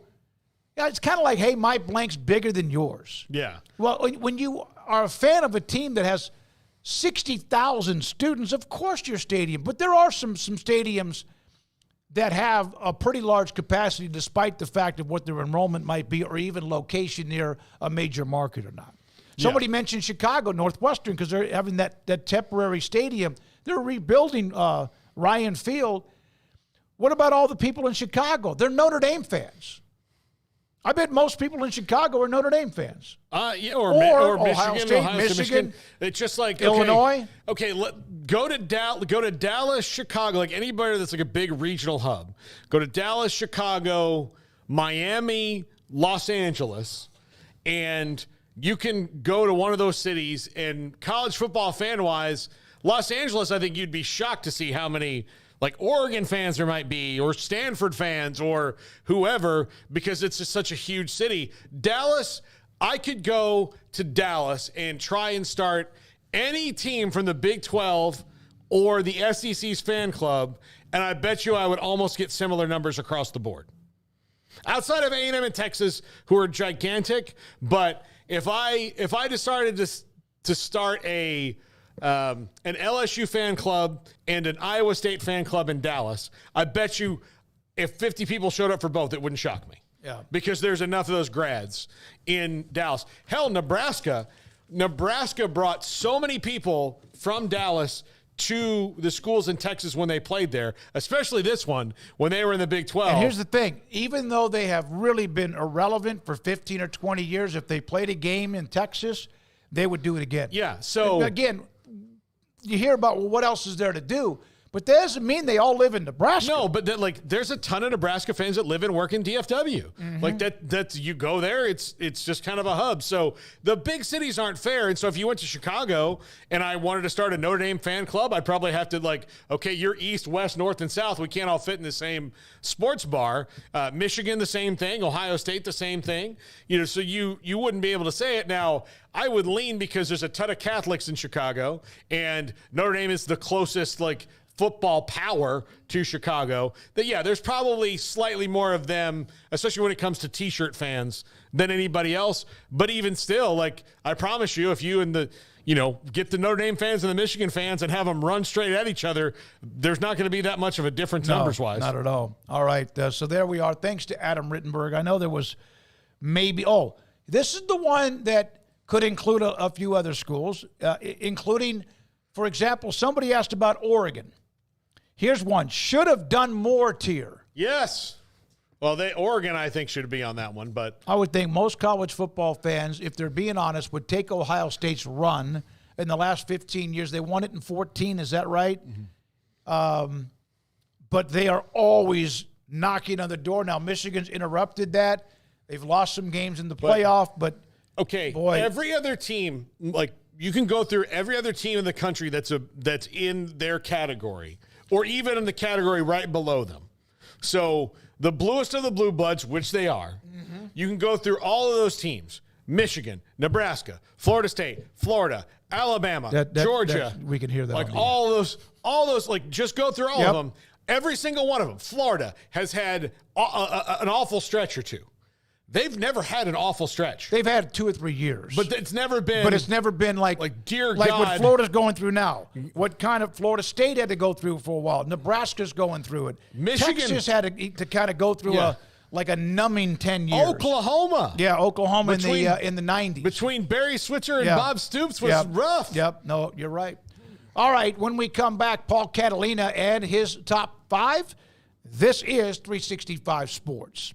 Talk to Samantha Duvall by text message. I say that's talking. That's basically the same thing. Their next online auction is tomorrow. It is tomorrow, and it is also on Thursday, August 7th and 8th. Starts tomorrow at 6 o'clock. Starts Wednesday, Wednesday at 6 o'clock in the morning, and ends on Thursday evening at 6 o'clock that night. Unless people start to bid on something that they want, and it keeps going back and forth. And Samantha, will hear from her tomorrow and also Wednesday on what they're going to do. But it's a Texas Beef House hamburger sale. That's the event coming up on Wednesday and Thursday. TexasBeefHouse.com. Click on their website. You'll see a box pop up. It's also going to take you to bid on beef. Here are some of the product. Here's some of the product that will be available. Wagyu sirloin cap steaks. Wagyu sirloin steaks, short ribs, roast, tri-tip, brisket, steaks, and more steaks. Angus and also Wagyu ground beef, and so much more. These are some of the lots that you can go in and bid on online at TexasBeefHouse.com or Bid on Beef. They'll have a box that says Texas Beef House. Let me tell you something. What the Duvall family has done with their ranch just outside of Tyler near White House, and they've done this over the last 6 or 7 years to create the absolute best beef product available for you. I've been on their ranch. I went back and saw them back, what was it, in April, and saw Samantha and the ranch and saw George or Aaron Duvall and Tyler and everyone else. So it's Wednesday, Thursday this week. Go to bidonbeef.com or texasbeefhouse.com, and you can bid on what you want. Go in, there's going to be a price. You can go higher with it, or let's say nobody's bid on it. You can go in and bid on it and then kind of watch it along the way. You can register your name with Bid on Beef, and they will keep you updated on what is happening. I want the Wagyu Tomahawk ribeyes badly. Stay out of my way when it comes to that. TexasBeefHouse.com. Make this the summer event at Allen Samuels. Drive the all-new 2024 Grand Cherokee 4XE or Wrangler 4XE today. Lease payments start at just $589 a month or finance for 2.9% for 84 months. Experience legendary Jeep performance with cutting-edge hybrid technology. Hurry, only at Allen Samuels in Waco. See dealer for details. Come by, let's be friends. At Ideal MRI, we feel blessed to be a part of the Waco community. We're a small family business right here in Central Texas, and our goal is to bring down the cost of healthcare while maintaining high quality. At times like this, the cost of healthcare has never been more important, and unfortunately, significant illnesses and injuries still occur. That's why Ideal MRI is open and here to serve you through the difficult time. We offer premium MRIs just like a hospital with state-of-the-art technology and specialists, but you'll pay less. Sometimes thousands of dollars less, whether you're using insurance or not. At Ideal MRI, we accept most insurance and there are no hidden costs. Even offering financing if that's needed, everything included in the price, and you'll not get something as a surprise in the mail later on. If you need an MRI, ask your doctor about Ideal MRI. They'll know. You can schedule an appointment safely from home online in minutes at idealmri.com or give us a call, 833-IDEAL-MRI, idealmri.com. TFNB Your Bank for Life is the official local bank of Baylor Athletics. Find out why more Central Texas are making TFNB their bank for life. Sign up for our Edge checking and savings accounts to earn interest or cash back. With 5 convenient locations and an award-winning mobile app, banking has never been easier. TFNB Your Bank for Life. Member FDIC.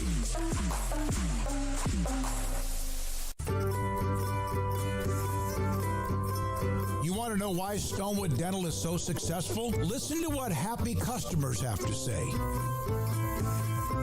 Pleasant. It's different than any other dentist office. I really feel like they care. And it's not that you're here for 2 hours waiting on someone to take care of you. It's quick and easy, and I bring my kids, and my kids love being here too. They really love the treasure box. Staff is really nice and accommodating, real friendly. You feel more like home. It's not sterile looking. Everybody has their own personalized rooms with decorations and decor, and they'll even have a blanket for you when it's cold.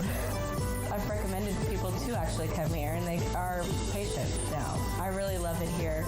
It feels like family. Learn more, stonewood-dental.com.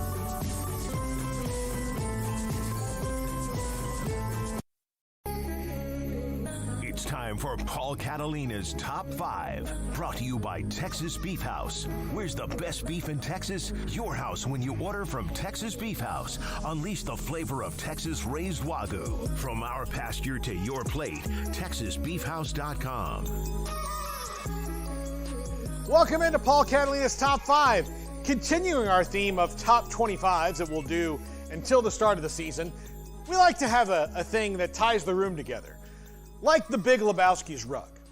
So we have top 25 defenses. We'll go 25 through 21 today, and so on until Friday. Next week, we'll do the top 25 offenses. Let's get started. Also, don't forget about TexasBeefHouse.com 365 Sports, that's your promo code, to get 10% off. I'm having a terrible hair day, and I haven't addressed it until now, but I just don't like it today. I have no body, I have no volume, I have no joie de vivre today. Anyway, let's get into this. Number 25, Kansas State. Not against moving them up higher on the list. Every year they have a linebacker, a defensive end, a defensive back that just tears it up that we didn't know about before the season starts. It's kind of a Chris Kleiman special there. But having lost Kobe Savage, having lost some of the guys on the defense that they did last year, just need to see what stars are going to emerge on that side of the ball to take over and raise this defense up. The reason I even had them on the list is because Chris Kleiman always has a good defense. And if they're not at least in the top 25 defenses, consider me floored. Number 24, Louisville. Louisville did a ton of work in the transfer portal, particularly on the defensive side of the ball. Also, they got defensive end Ashton Gillott, who's their really, really good player. And this team will probably have to win on defense a little bit more just because, as we've talked about in the past, Tyler Shuck, their presumed starting quarterback, has transferred from Oregon to Tech and now to Louisville. He is only really available to be a transfer quarterback because he's constantly getting hurt. So their defense has to play good because there's a really good chance, based on Tyler Shuck's history, that their offense may not have their starting quarterback week after week after week. Now, if it does, even better because they're already really good in that side of the ball, but they may have to be even better than they planned on just because they've got a quarterback who is, career-wise, very fragile. Number 23, Florida. Garrett, I guess I love that. Oh, I love it. Here's the thing. You look up Florida gifts, there's only one, right? I mean, it's the only one in my heart. There's only one. I mean, like I looked. I mean, it's not like there's a million of them of varying degrees, even of him happy. I mean, I didn't see any of those. This is all that came up when I put in Florida. That's it. That and a guy with his shirt off in jorts wrestling an alligator. What was more respectful? This. I don't know. Some people say I'm mean. And to those people I say, yes. Florida, in spite of all of the troubles they've had the last few years, their defense has actually remained pretty good. I mean, they're not getting blown out of these games like you would think a team that has a coach on the ropes is. They've had good defensive talents. Now, look, they've lost some guys. No doubt about it. But consistently, the defense has been good, and they've got one of the best young defensive coordinators in the country there at Florida. So if they could reasonably function on offense, this is a team that could be really good. Now, we've talked at length about their schedule, and their schedule is a problem. So this defense will probably slow some people down. But I think given the fact that their schedule is so tough, slow down and stop are going to be maybe a little further apart than they would like. But still a team that has a really good defense, and the SEC knows this. They have to prepare for Florida on defense. They really do get after it each and every week. Number 22, Oklahoma State. I've never used this one before. Usually I use another one. But I just kind of felt it appropriate about how their defense has evolved over the years. Even losing Jim Knowles to Ohio State like they did a couple years ago, they've still maintained that attitude on defense when this used to be a team that was Big 12, old school, spread it wide open, try to outscore everybody. Mike Gundy's retained that attitude on defense, and just to repurpose this, their defense is salty. Most of the time, they've got guys that make tackles. They've got guys that are fundamentally sound, gap integrity, all those buzzwords you like to hear. They have that going on at Oklahoma State, and it's just kind of become ingrained in their team's culture over the last few years. Really, I think, Jim Knowles' tenure, and then after, they've been able to kind of keep on that. Number 21, to wrap it up for today, Texas A&M. Yes, Miles, I was as confused as you are. But I think with Mike Elko coming back, we might see shades of the Wrecking Crew. And this was when A&M was at their best under R.C. Slocum, which is their best run in history. They were a complete team on defense. They could stop your drive, snuff it out, no matter what was going on. Great defensive players rolled through A&M. Quentin Coriat, William Thomas, Dat Wynn, like Sam Adams, so many tough players. Miles Garrett, probably, and Von Miller, the last two true elite defensive players who rolled through there, although they had some really good ones. Don't get me wrong, really, really good ones. But I do think under Mike Elko, Texas A&M will refine its identity on defense and get in people's grills like the Wrecking Crew used to. That is not something that's really been consistent over the last few years, except when Mike Elko was there before. He was even an improvement over John Chavis, who was a legendary SEC defensive coordinator, but he didn't quite jive at A&M as much as Mike Elko did. Now Mike Elko's back in charge, and this team's identity will be on defense for sure. Tomorrow, numbers 20 through 16, Smokey and I are wrapping it up right now. All right, thank you, Paul.